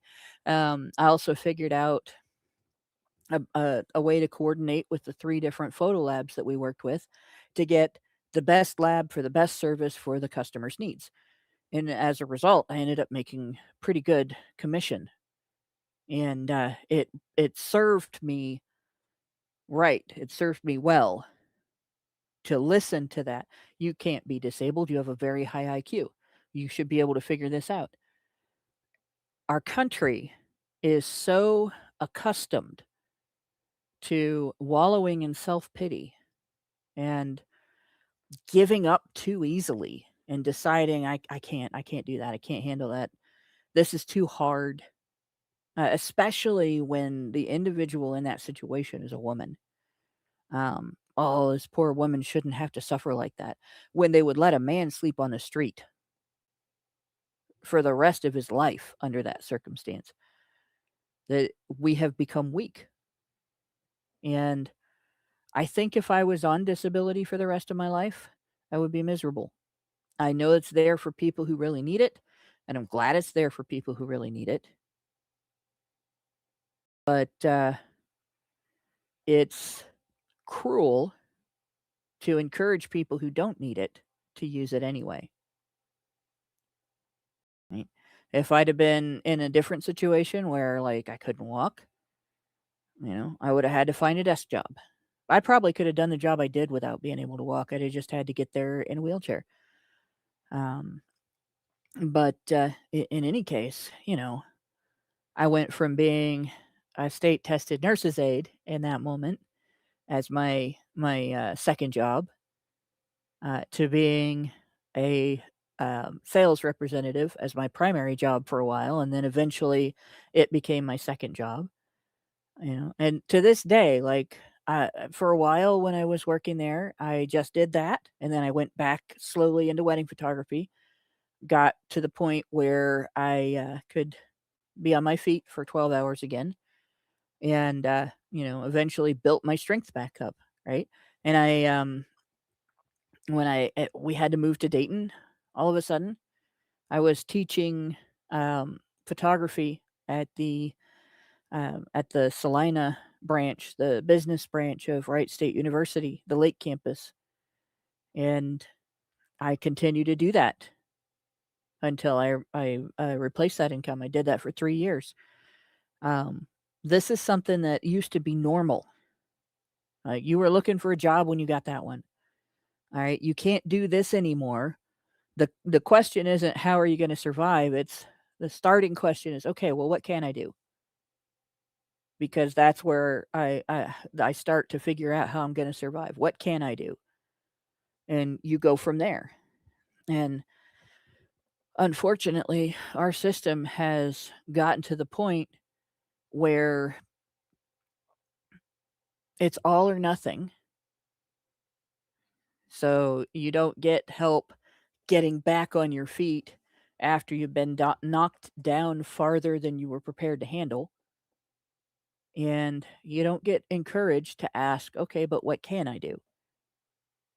I can't do that. Okay, I'm done with that. That's over. And sometimes that's not always true either. I can't do that the way I did it before, but maybe I can do it a different way. Doesn't get consideration anymore either. You never get to what can I do because you stop at no. We need to go back to being a can-do country. And so my family decided, since I had decided I was going to figure out what can I do, they figured out how they could support my effort at getting back on my feet instead of being held up by the rest of society for the rest of my life. And so I stayed with my parents for a few years and got my shit back together and got married to my husband and got legally married to my husband. And because it does kind of sound funny, got married to my husband. We got legally married 3 years after we made our first vows. Um, and then we moved when we had to in order to prevent our family from being broken up after his ex-wife decided to take his 2 daughters and move to the southern part of Ohio from the northern part of Ohio to get outside of the area that she had to allow him to have his visitation in. And she was really surprised when we moved. It's not used to people being able to just pull up stakes and start over again someplace else. But that used to be the norm. People used to do that all the time. And women are too scared to do that now. They will live in the farmer's rabbit warren of Watership Down, knowing that they or their neighbors might be sacrificed at any time because they're afraid to go where they don't have a supply of food just handed to them. We fix women when we fix that attitude. And it's funny, that story I just told, that was 27, 28 years ago. And today, my job is taking care of people with disabilities. And I work with people who fight battles every day that are harder than anything I've ever fought for any length of time in my entire life.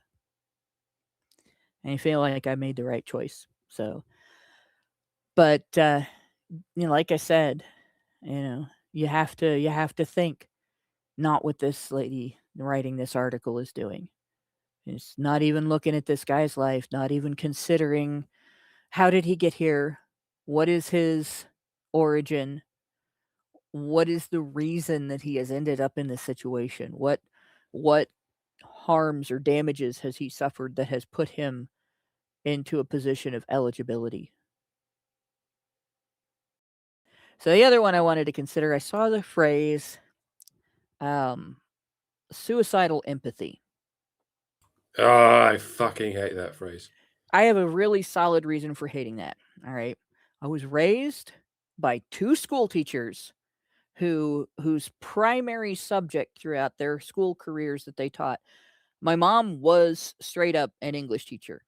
My dad was an elementary school teacher, but for the last many, many years of his teaching career, he was teaching reading and English in my school system.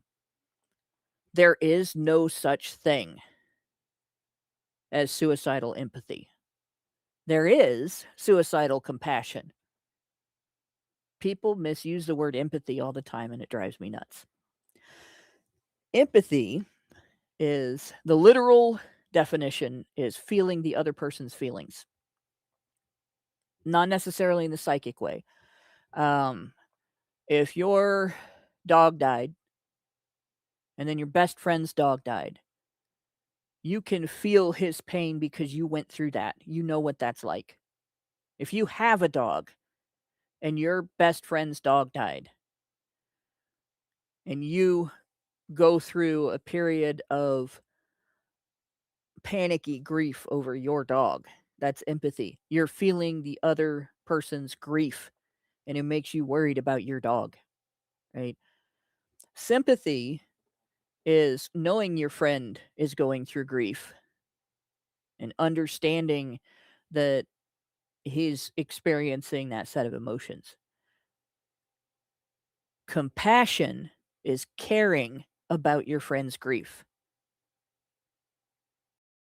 And compassion can be impractical. And psychopaths have empathy, but they don't have compassion. Yeah, and when you have empathy and you don't have compassion, and you don't have a set of ethics that bars you from exploiting your empathy to take advantage of people, you become very dangerous, right? Compassion can also be dangerous. If your best friend, let's say your best friend doesn't have a dog, he has a drug addiction. And it hurts you to see him go through this. You're sympathetic to his plight, right? And you can see him destroying himself, and you're sad that he can't pay his bills, and you want to help, and he's about to be thrown out in the street because his rent isn't getting paid. Because he's spending it on some kind of addictive substance. Compassion can mean wanting to pay that bill so he doesn't get thrown out on the street. Practical compassion, on the other hand, can mean tough love, not where you let him get thrown out on the street, but where you make a deal with him that you'll be there for him through the whole process of rehab. And you're going to take him and at least ask him to listen to what they have to say at the front office of the rehab center and consider, going in for rehab. That's practical compassion. Practical compassion is not paying your unemployed friend's rent, but helping him find a job. And then helping him make it through till he gets his first paycheck. And expecting him to pay you back at a reasonable level, reasonable rate, so that he doesn't feel beholden to you. That's practical compassion. And the biggest problem in our society isn't this so-called suicidal empathy. It is practical compassion. Practical compassion is when, instead of receiving thousands of so-called refugees from a nation that is having social political issues, we work with that nation to fix those issues. And if we have to accept refugees, it's on a temporary basis while we work to fix those issues, to help fix those issues so that they can go back to their homeland where their culture is the prevailing culture, and they can be with their families and their friends and their neighborhoods in the places where they grew up that are familiar to them and not uprooted and living somewhere else. That's practical compassion. Impractical compassion is creating the environment that the left created in the United States and in the UK. People who come here should come here because this is the place they want to be, that they're interested in the culture here, and that they want to contribute to it and be a part of it, not because they're trying to escape something. It's awful. I would not want to have to try to escape Ohio. My whole family is here, except for a very small number who have moved to other states, and I can still visit them because they're still in the U.S. But if I had to flee to another country, it would break my heart. It was hard enough to move from a rural area to an urban area. That terrified the shit out of me. I just, to go someplace, especially to go someplace where I don't speak the language, that would just be horrible. I wouldn't want to do that. I would much rather, if Ohio became such a bad place, work to change that, make it better. And I think that most people in the world would rather have what they grew up with, what is familiar to them, what they value, and what they know, what their traditions are, the people they love, be around them, and not go someplace where everyone is a stranger and try to make the surroundings fit them. But in any case, that's the difference between empathy, sympathy, and compassion, and practical compassion. Yeah, this all became all but crystal clear after Charlie Kirk's assassination. We saw all manner of these people saying, "Yeah, I'm glad he's dead. I'm glad he died in pain. I'm glad his children have no dad. I'm glad his wife has no husband, and I'm glad that you're all sad. I'm glad that you're all angry, because I want you all dead. I want anyone who loves their own family dead. I want anyone who loves their own country dead. I want anyone who loves their own people dead, and I'm glad about it." And then some people, ostensibly opposed to this, will sit there and go, "Oh, you poor dear, you have suicidal empathy." Yeah. Like what you're witnessing there is the opposite of empathy and the opposite of suicidal. They're straight up telling you they have no empathy. They're even fucking scrolling it across gravestones and shit. No, we have no empathy for you, and we want you dead. See, that's not suicidal. That's homicide. Well, it's genocidal when you take it to its logical end. What you're looking at there is genocidal hatred.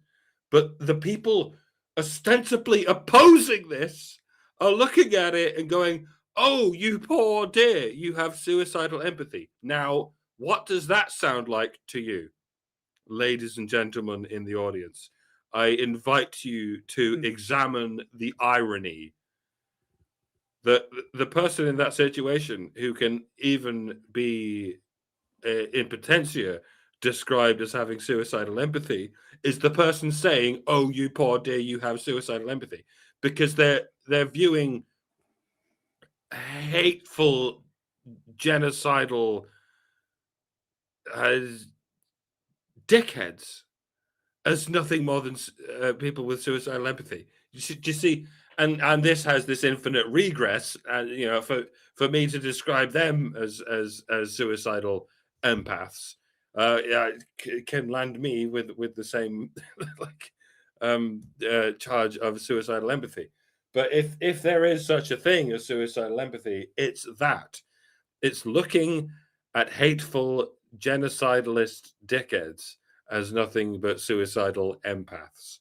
No, Well, these it's not them that's being called empaths. It's the people who are acting as though you can't criticize them, and you can't. So, in other words, the people who voted for the Democrats to let the borders remain open and not vet immigrants coming in to make sure that they're not cartel members and stuff, the people who voted for that system are the ones being accused of suicidal empathy, not the people that are coming across the border.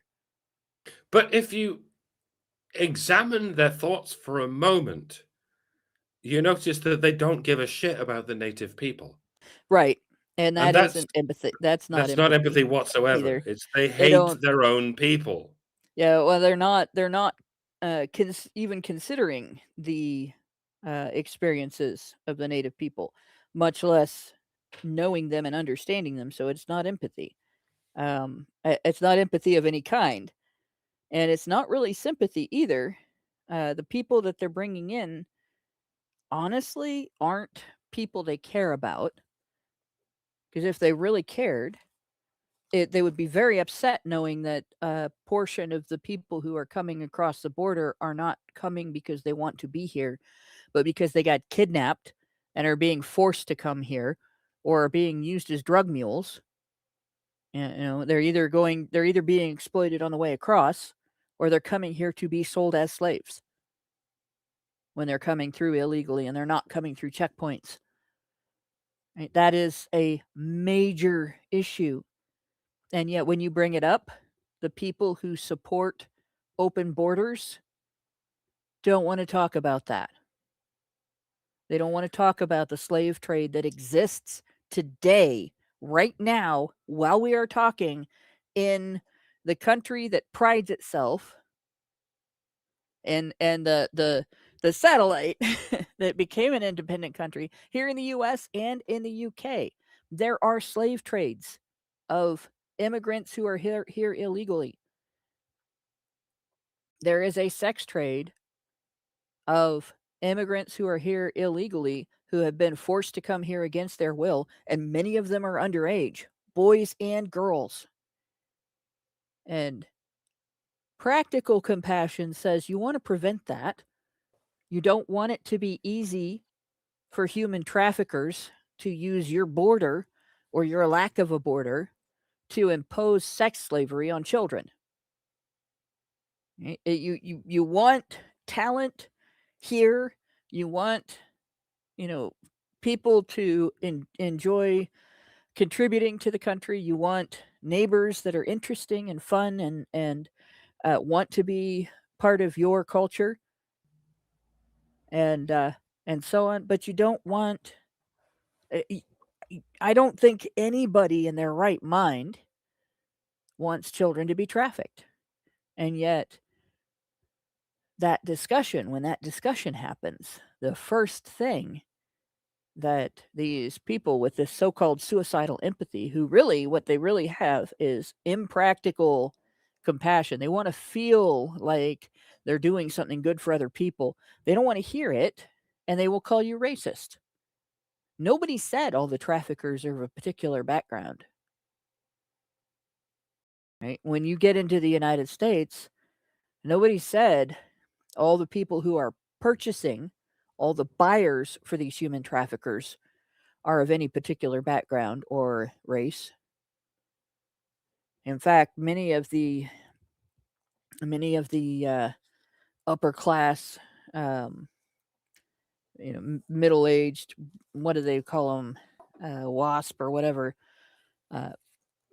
there are people in that particular bracket, right? The not the Bill Gates bracket, but the people who maybe live in Silicon Valley and work for Bill Gates, that income bracket, actors and actresses income bracket, right? A-listers. Some of them have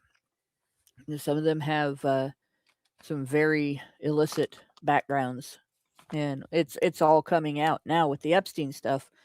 But like I said on Tuesday, we talk about Epstein Island like it's an abnormality. I really wish it was. But what's happened there is a microcosm of what's going on around in the world with the open borders issue. This is happening everywhere. It is happening. I guarantee you, it is happening in the town where you live. There is somebody in your neighborhood that is trying to manage having been brought here illegally and against their will. There's at least one person in your neighborhood where you live, wherever you live, if you're in the United States, if you're in the continental United States, in your neighborhood somewhere, one of your neighbors has done this, has exploited somebody. Unless you live in the poorest of neighborhoods. Like that is the case. That is the situation. And if you still support it after that, it's not sympathy. It's sure as shit not empathy. You clearly don't have a concept of what's being experienced by these people. And it's not compassion. It's just you being selfish, treating the issue and the people in it like your purse puppy. And look what I've got on display. I have this cute little puppy. I have this cute little ideology. I have this cute little belief system. I'm a nice person. No, you're not. You support human trafficking. Shut the fuck up. Yeah. To summarize as best I can, suicidal empathy is a homological phrase or an autological phrase. I hope some of you at least already know what that means. Homological / autological means a word or phrase that describes itself as a word or phrase, such as English is an English word and small is a small word, that kind of thing. Suicidal empathy is exactly that. It can only be used by someone who is already guilty of the charge, which it prescribes to its subject. It cannot possibly make any sense because suicide, because it's being applied to someone who's not enacting it on themselves. They're enacting it on other people who are like them. I mean, there could be such a thing as suicidal empathy, as in, like, if you're married to the love of your life and they commit suicide, and so then you commit suicide because you can't live life without them. I mean, that is a situation in which it could be a heterological phrase. But when you're dealing with people who are only interested in destroying their own people, I mean, the fact that you don't understand what oikophobia is sort of unravels how that's nothing but a homological phrase. Like, the vast majority of times when the phrase suicidal empathy is used, and yes, I am talking about Gad Sad, the vast majority of times it's used, it's only describing what you're doing. These people aren't suicidally empathetic. They want you dead, and they're using other people to get you dead. They don't care if they die, and that's not suicidalism, that's nihilism, if anything. It's they want you dead, and if all you're doing is euphemizing what they're saying as merely empathetic or suicidal, then you are the suicidal empath. And yeah, I'm trying to break this recursive spell by pointing out that this is a completely useless phrase in every sense that it's being used nowadays. No, what they are is hateful. If you keep describing hateful people as loveful, then yeah, you're another layer in the spell of hateful genocide. You're just appreciating and exacting the hateful genocide. So yeah, I am averse to ever telling anyone to stop using a word or a phrase, because I'm for free speech. I would like you to use any word or phrase you feel is apposite, but I would challenge you to ask yourself what the fuck you're even saying. If someone wants you dead, they're not being empathic. If someone wants you dead, they're not being suicidal. They want you dead. See? Do you see the fucking difference? The whole point of free speech is the ability to freely communicate thoughts, beliefs, ideas, hash them out and all that. You can't very well do that if you're not communicating, and you cannot communicate if you use words differently than what they mean and people don't understand what you're saying. Right? That's the whole point behind newspeak. Richard, you were speaking up? Yeah, is the article finished? We've still got we've still got more. We'll read the next paragraph just because it gets into another bullshit argument, and then we'll quit for the night. But this is great, right? She called him an incel after he defined his celibacy as voluntary, and then she acknowledges Alex joined a separatist movement in the manosphere once. Men going their own way, or MGTOW. It emerged in the 2000s and urged men to distance themselves. And by the way, MGTOW is not a movement. It is a phenomenon. It's a philosophy. Yeah. And it didn't emerge in the 2000s. It's at least as old as recorded human history. It's just that the term used to be different. We used to call people hermits. Like a man who went his own way, lived in the woods or out in the wilderness somewhere away from everybody else, and didn't have too much to do with other people unless he really wanted to or had to, was a hermit. In stories all the time, they're used to like provide information. They're like the magic black man trope, except before the magic black man trope, there was the magic loner trope. You can say the. I thought you said you could say the magical Negro, but you can't say that. I suppose you can. It's just it's not a word that occurs to me to use very much. Can we still say Negro even if we have Tourette's? Yeah. Well, I suppose that's least offensive. It's not a Negro. Well, if you just say it that way, people might take it as one, but it's not a racial slur. That's hilarious. It just didn't occur to me. right? Because it's usually a man.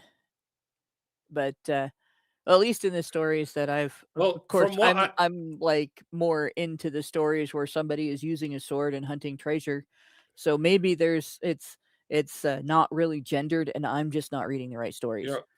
from what I've gathered from the Blackanese language, Mhm. niggers means men, bitches means women. Like when Oh, it black just people means That talk about niggers, they're talking about men. it depends. Almost It Blackney could be always. people. bitches or hoes, right? Yeah. That one I do. That I Oh, have unfortunate recall of that from the past article experience. mentions Laura. The article mentions Laura Bates. Oh God. Dude.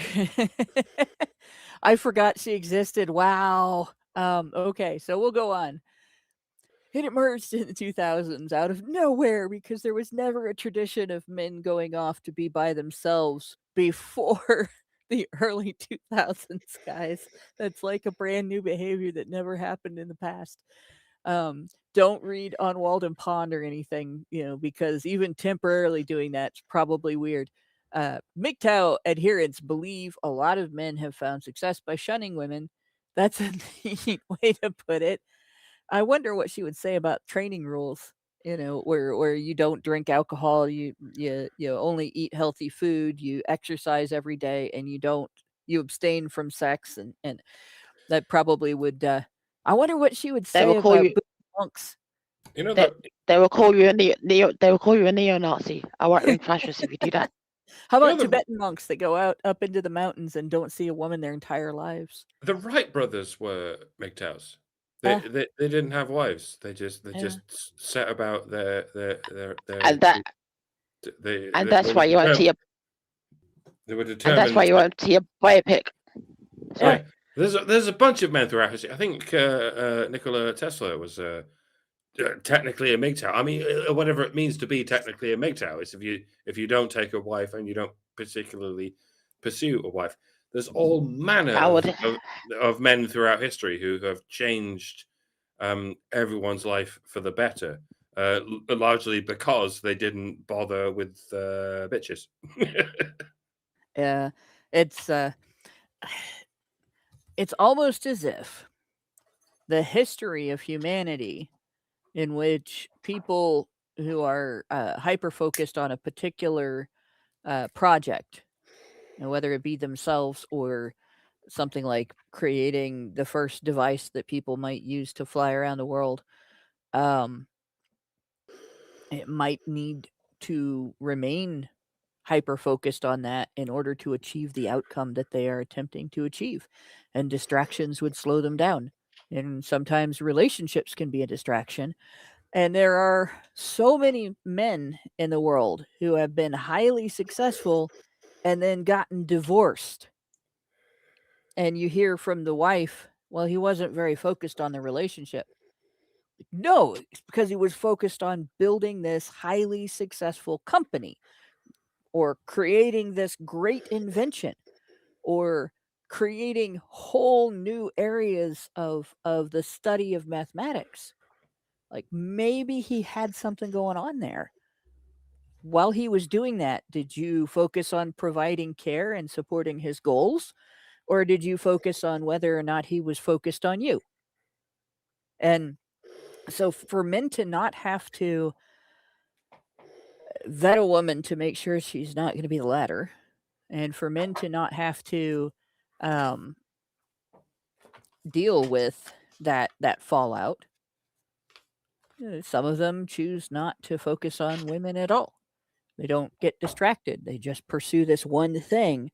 And in religion, that becomes institutionalized, right? It's part of the institution in some religious practices that, and in some religions, it's both men and women that are hyper focused on being the best they can at their spiritual relationship with God, and maintaining that in order to be the best guides they can for other people's spiritual relationships with God.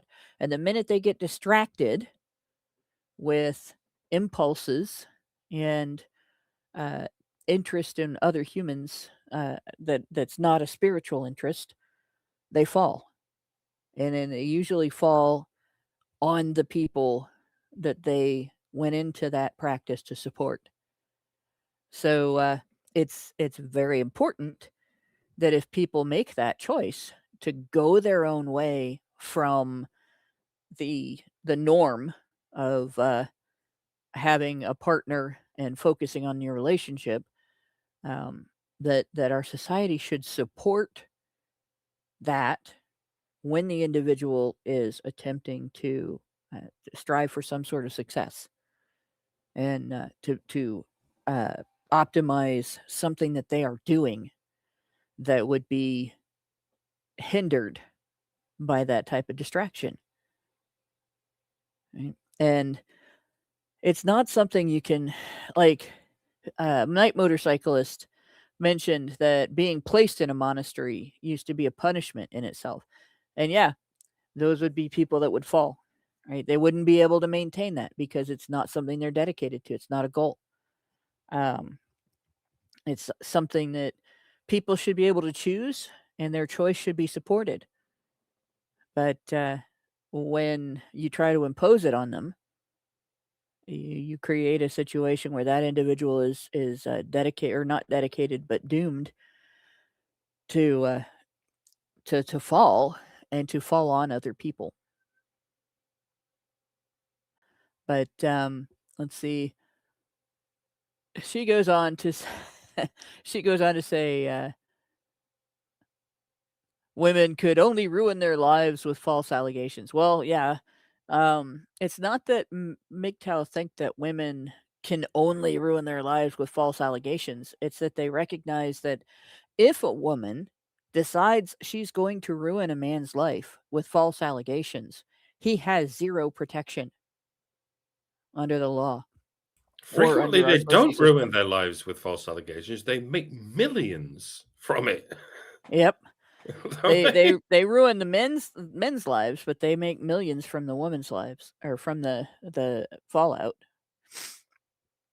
But yeah, and abuse and misandry also. Yeah, women can ruin your life by abusing you because you have difficulty escaping that. And misandry, yeah, that just leads to the abuse and the false allegations. So it's not unreasonable for a man, if he doesn't feel comfortable trying to vet women for character, if he doesn't feel capable, if he's not sure that a woman can maintain the character she has when he vets her for character, which is another issue. Right? He does know that if she chooses to display bad character, lie about him, cheat on him, abandon him, and try to take half his shit, that the system we have today will facilitate that. It will not protect him from that abuse, and that is abuse. And none of this is to deny that there are some MGTOWs out there, and who have been out there for many years now, who will go ahead and tell you, yeah, you should sleep around. You should, as long as you're using protection, you can fuck around with as many women as you like, and it'll be fine. And as I've always said, like, you're skating on thin ice there, bro. You're staring into the barrel of the bazooka. Yeah. If you will understand that reference. And you know, I still like to think of myself as MGTOW, even though I've been in a devoted relationship for over 7 years now. Some people still think of me as like some kind of guru of MGTOW, perhaps because they don't know that I've been in a devoted relationship for 7 years. But it is theoretically possible.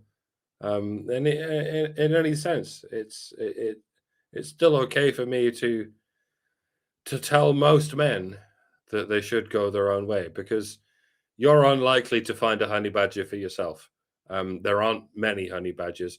that is to say, there aren't many women who actually understand the fucking situation. And if you're an average man, then the best you can do is find an average woman, and the average woman is not going to understand. The average woman has had their brains scrambled by the mass media and the education system, and you have an awful lot of vetting to do if you're going to be able to enter a long-term relationship with a woman that's not going to end in disaster. And so it just means you have to be really vigilant, incredibly vigilant. You have and that means you have to set boundaries as soon as possible and as vigilantly as possible. And I did that because, you know, I've spent hundreds of hours online sort of setting the boundaries that I think men should have. And Lauren was with me all the way because she's been with Honey Badger Radio since 2014, just like I have. And we were able to get together because we've always both mutually understood this. And we mutually understood this together for like 4 or 5 years before we got together. And that's, you know, that's the sort of thing it takes. It means you getting together with a men's rights group like Honey Badger Radio for 4 or 5 years before you get to, and that's not an avenue that's available to most men. Like, most men are just living their lives, just doing jobs, and just trying to be a normal person. And, you know, it's very difficult for you to actually know a woman and understand where she's coming from. Yeah. For long enough for her to be interested in you before she loses interest in you. And that's fucking difficult. Like, and I understand how difficult that is. And yeah, that's all I'm saying. You need to understand how difficult that is. And society needs to be changed from the bottom up. There's another aspect of yeah. MGTOW I think a lot of people don't consciously consider, right? Very, very rarely in the world does anyone ever become a rock star by trying to become a rock star, right?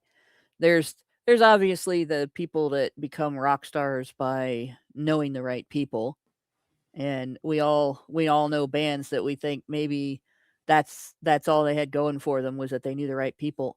But the greatest rock stars of all time, the people who are remembered generation after generation, whose original fans, grandchildren love their music. They're people who became rock stars because they focused on their love of music and their creation of their type of music, their particular idiom, right? And put the work in and took all the steps of improving their skill and blending their group together and being dedicated to the group and so on. All of the performing, all of the years and years of living in poverty while they went from gig to gig and, had beer thrown up on the stage and everything, and eventually made it.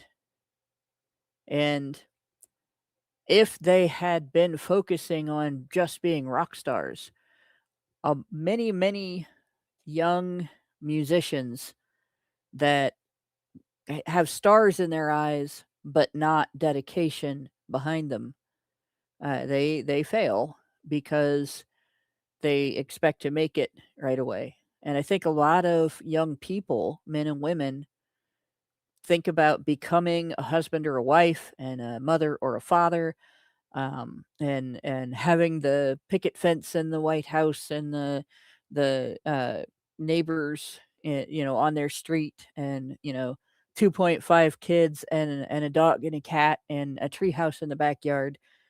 Um, but they don't do the work. They're not focused on how do we get there. They're not focused on becoming partners, finding somebody that they love because they have the same values and they have the same goals and interests, and they love things about each other. They admire characteristics of the other person, and they want to raise a family with that person because they trust that person to be the other caregiver for their children. And so you end up in a situation where women focus on romance and being romanced, and men focus on being romantic and being the best romancer of women they can be, and all that. But they don't focus on creating real partnership to scaffold their relationship. They don't focus on real connection. They focus on making her happy. Making her happy is a side effect of the end goal. The end goal being solid connection and solid love, family love. You're happy when you have that connection. And so they spend the part of their lives where they should be building the adult they're going to be and looking at the people around them as possible future partners and not current partners. And they waste that dating and going through this cycle of getting into a sexual relationship, breaking it off, not understanding all of the feelings that come out of breaking off a sexual relationship that shouldn't have happened, and then moving on to another sexual relationship. Well, how is somebody supposed to find a real life partner in that circumstance? So when men go their own way and they choose to focus on building their character and optimizing the person that they are, and they reserve their trust and their intimacy for someone else who has done the same, that they can vet for character and that they can form a trust with regarding mutual goals in life, mutual values, mutual ethics and morality. If one does get married, by the time that happens, he's far more likely to be with someone that is going to be supportive of him in a relationship, just like he is of her. And he's far more likely to be in a lifelong marriage and not get divorced 5 or 6 years down the road. But I think a lot of women that are more stunted, I always say shallow, but it's really like somebody withheld an important nutrient from your personal growth. It's like having rickets of the soul. That you want to be the focus of attention, and you want to be treated like a princess instead of a partner. All right, you want to lean on him, but you don't want him to lean on you. Like a lot of women who are in that situation are offended that a man might work on himself first and then work on vetting a potential partner for character if he even has consideration for the idea that there might be a woman he can trust. And the more stunted we allow women's intellectual and spiritual, psychological growth to become in society, the more men are going to turn away because they're not allowed to do that. And so they can see it for the handicap that it is. And they don't want to be the support network for somebody who has the handicap where they can just never grow up. Women criticize men who like to be with women who are younger but still adult, and they equate them to men who want to be with children. And yet those same women, if you expect them to grow up, they will call you a misogynist. They want normal femininity to be childish, not childlike, not possessed of curiosity and innovativeness, but selfishness and uh, attention-seeking narcissism. And yet they want men to treat them like they're mature, and they want men to differentiate between women who are of age and women who are underage. And, how are they supposed to do that if you never mature past the age of 14? So she says, and they cite Schopenhauer and Jesus as examples of high-achieving virgins. There are tiers to the MGTOW movement. Level 1 is avoiding only long-term relationships, while level 4 means dropping out of society altogether. In her book, Men Who Hate Women, Laura Bates traces MGTOW roots to Iron John, a 1990s men's self-help book that argued men need to reconnect with each other and the deep masculine. It's a bit like Lysistrata and Aristophanes' play, in which the women of Athens go on a sex strike to force men to negotiate peace in the, I believe this is Peloponnesian War. It's been a while since I've seen that word. I don't remember how to pronounce it. No, you But did it. You did it good. I think it's Lysistrata, but it doesn't matter. yeah, like I haven't read this description of this in so long. I asked Alex if that inspired the idea of a love strike. It wasn't that coherent, he admits. It was ego defense. Alex eventually left the group. He found it too right wing. So again, let's go back to that 1990s self-help book. She refers to this, describes this, right? That argued men needed to reconnect with each other and the deep masculine, and then compares it to this history, but doesn't make the connection that it has to do with the gender war to force women to negotiate peace in the gender war. The thing is, women are getting to the point with MGTOW where negotiating peace might not be a possibility. There are men who will never trust women again after the things that have been done to them. And it's not unreasonable for them to feel that way. That number is growing. Right? I can't have an experience in life without running into at least one person who has had a men's rights issue experience. I had to get my car towed, my van towed, actually, a couple of years ago from northwest Ohio to southwest Ohio. Is like an 80-mile tow.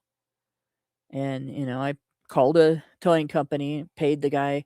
I blew a gasket while visiting my son, and, didn't have a way to get home, right? So I called this tow truck company. We get talking and everything, and I don't even remember how it came up. But we were talking about different jobs and everything, and I mentioned something to the fact that, well, I'm at least really glad that you are available to do this because I think he was talking about the expense, and I was like, "Are you kidding? I can't do what you're doing. I don't have a complaint here. You are getting paid what you are working for. You deserve the money. There is no way I could do the job that you do. I don't think very many women could. I imagine it takes a lot of upper body strength to lug those chains around and get them into place and make sure that the vehicle is properly secured so it doesn't come off the back of the, because it was one of those where the vehicle is pulled up onto a flatbed because it was a big van. And so, and we get to talking about that and everything. And then we get to talking about how it's not really fair that I can say that, but he can't without getting called a misogynist. And from there, I ended up getting the story of a false allegation experience that occurred in his family. And a divorce experience, basically a divorce rape experience that occurred in his family. And we're talking immediate family, right? And, it just like one after another, the issues came up, and he knew somebody I had just met that night, knew somebody for every single men's issue I could discuss with him.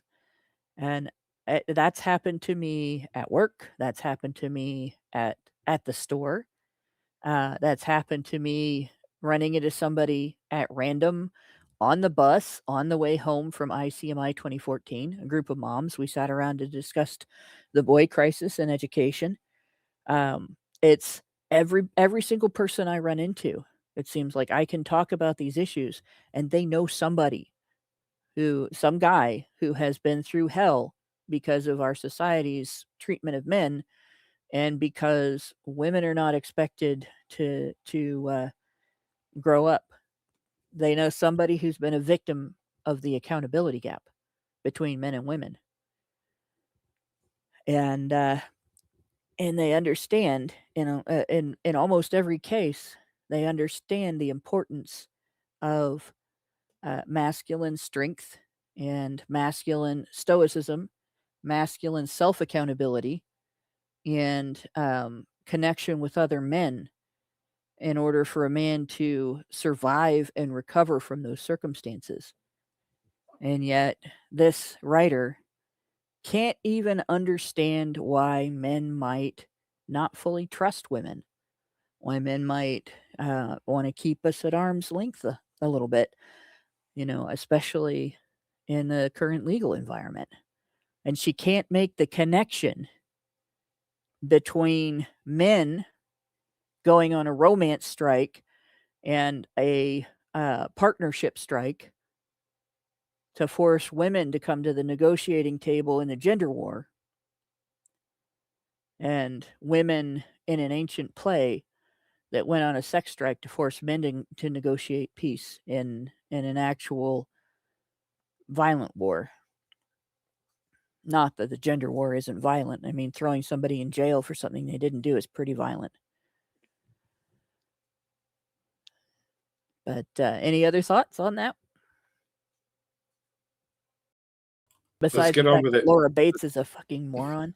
Well, yeah, that stands to reason. Yeah. Well, in that case, I think this will be the end of tonight's show. We have run really late, and I think I will call it. We do not have another super chow, but we do have another super chat, and I am trying to scroll. There we go. I think we might have two, so I'm going to just double check here. Nope, just the one. So our final super chat of the night that I am aware of, Senior Sticks times 3, or Senior Sticks 33011 gave us $2 and said, "One should not negotiate with bad actors." Well, yeah, because they lie. I feel attacked. No, I think you're a pretty good actor. But yeah, you can't really you can't negotiate with liars. Oh, don't negotiate with terrorists. Yeah, that is true. That is true. All right, and I don't have any other super chats or super chows. So with that, I will thank my co-hosts for joining me to continue to discuss this these ever deepening pile of bovine excrement. Thanks to the audience for listening to us ramble and occasionally get back to the article. Thanks very much, Brian, for going late on this and not speaking up. It's like, so not complaining about it really. And good night, all. Men's right activists are machines, dude. Okay? They are literal machines. They are talking point machines. They are impossible to fucking deal with, especially if you have like a couple dudes who have good memory on top of that too. Holy shit, you're fucked.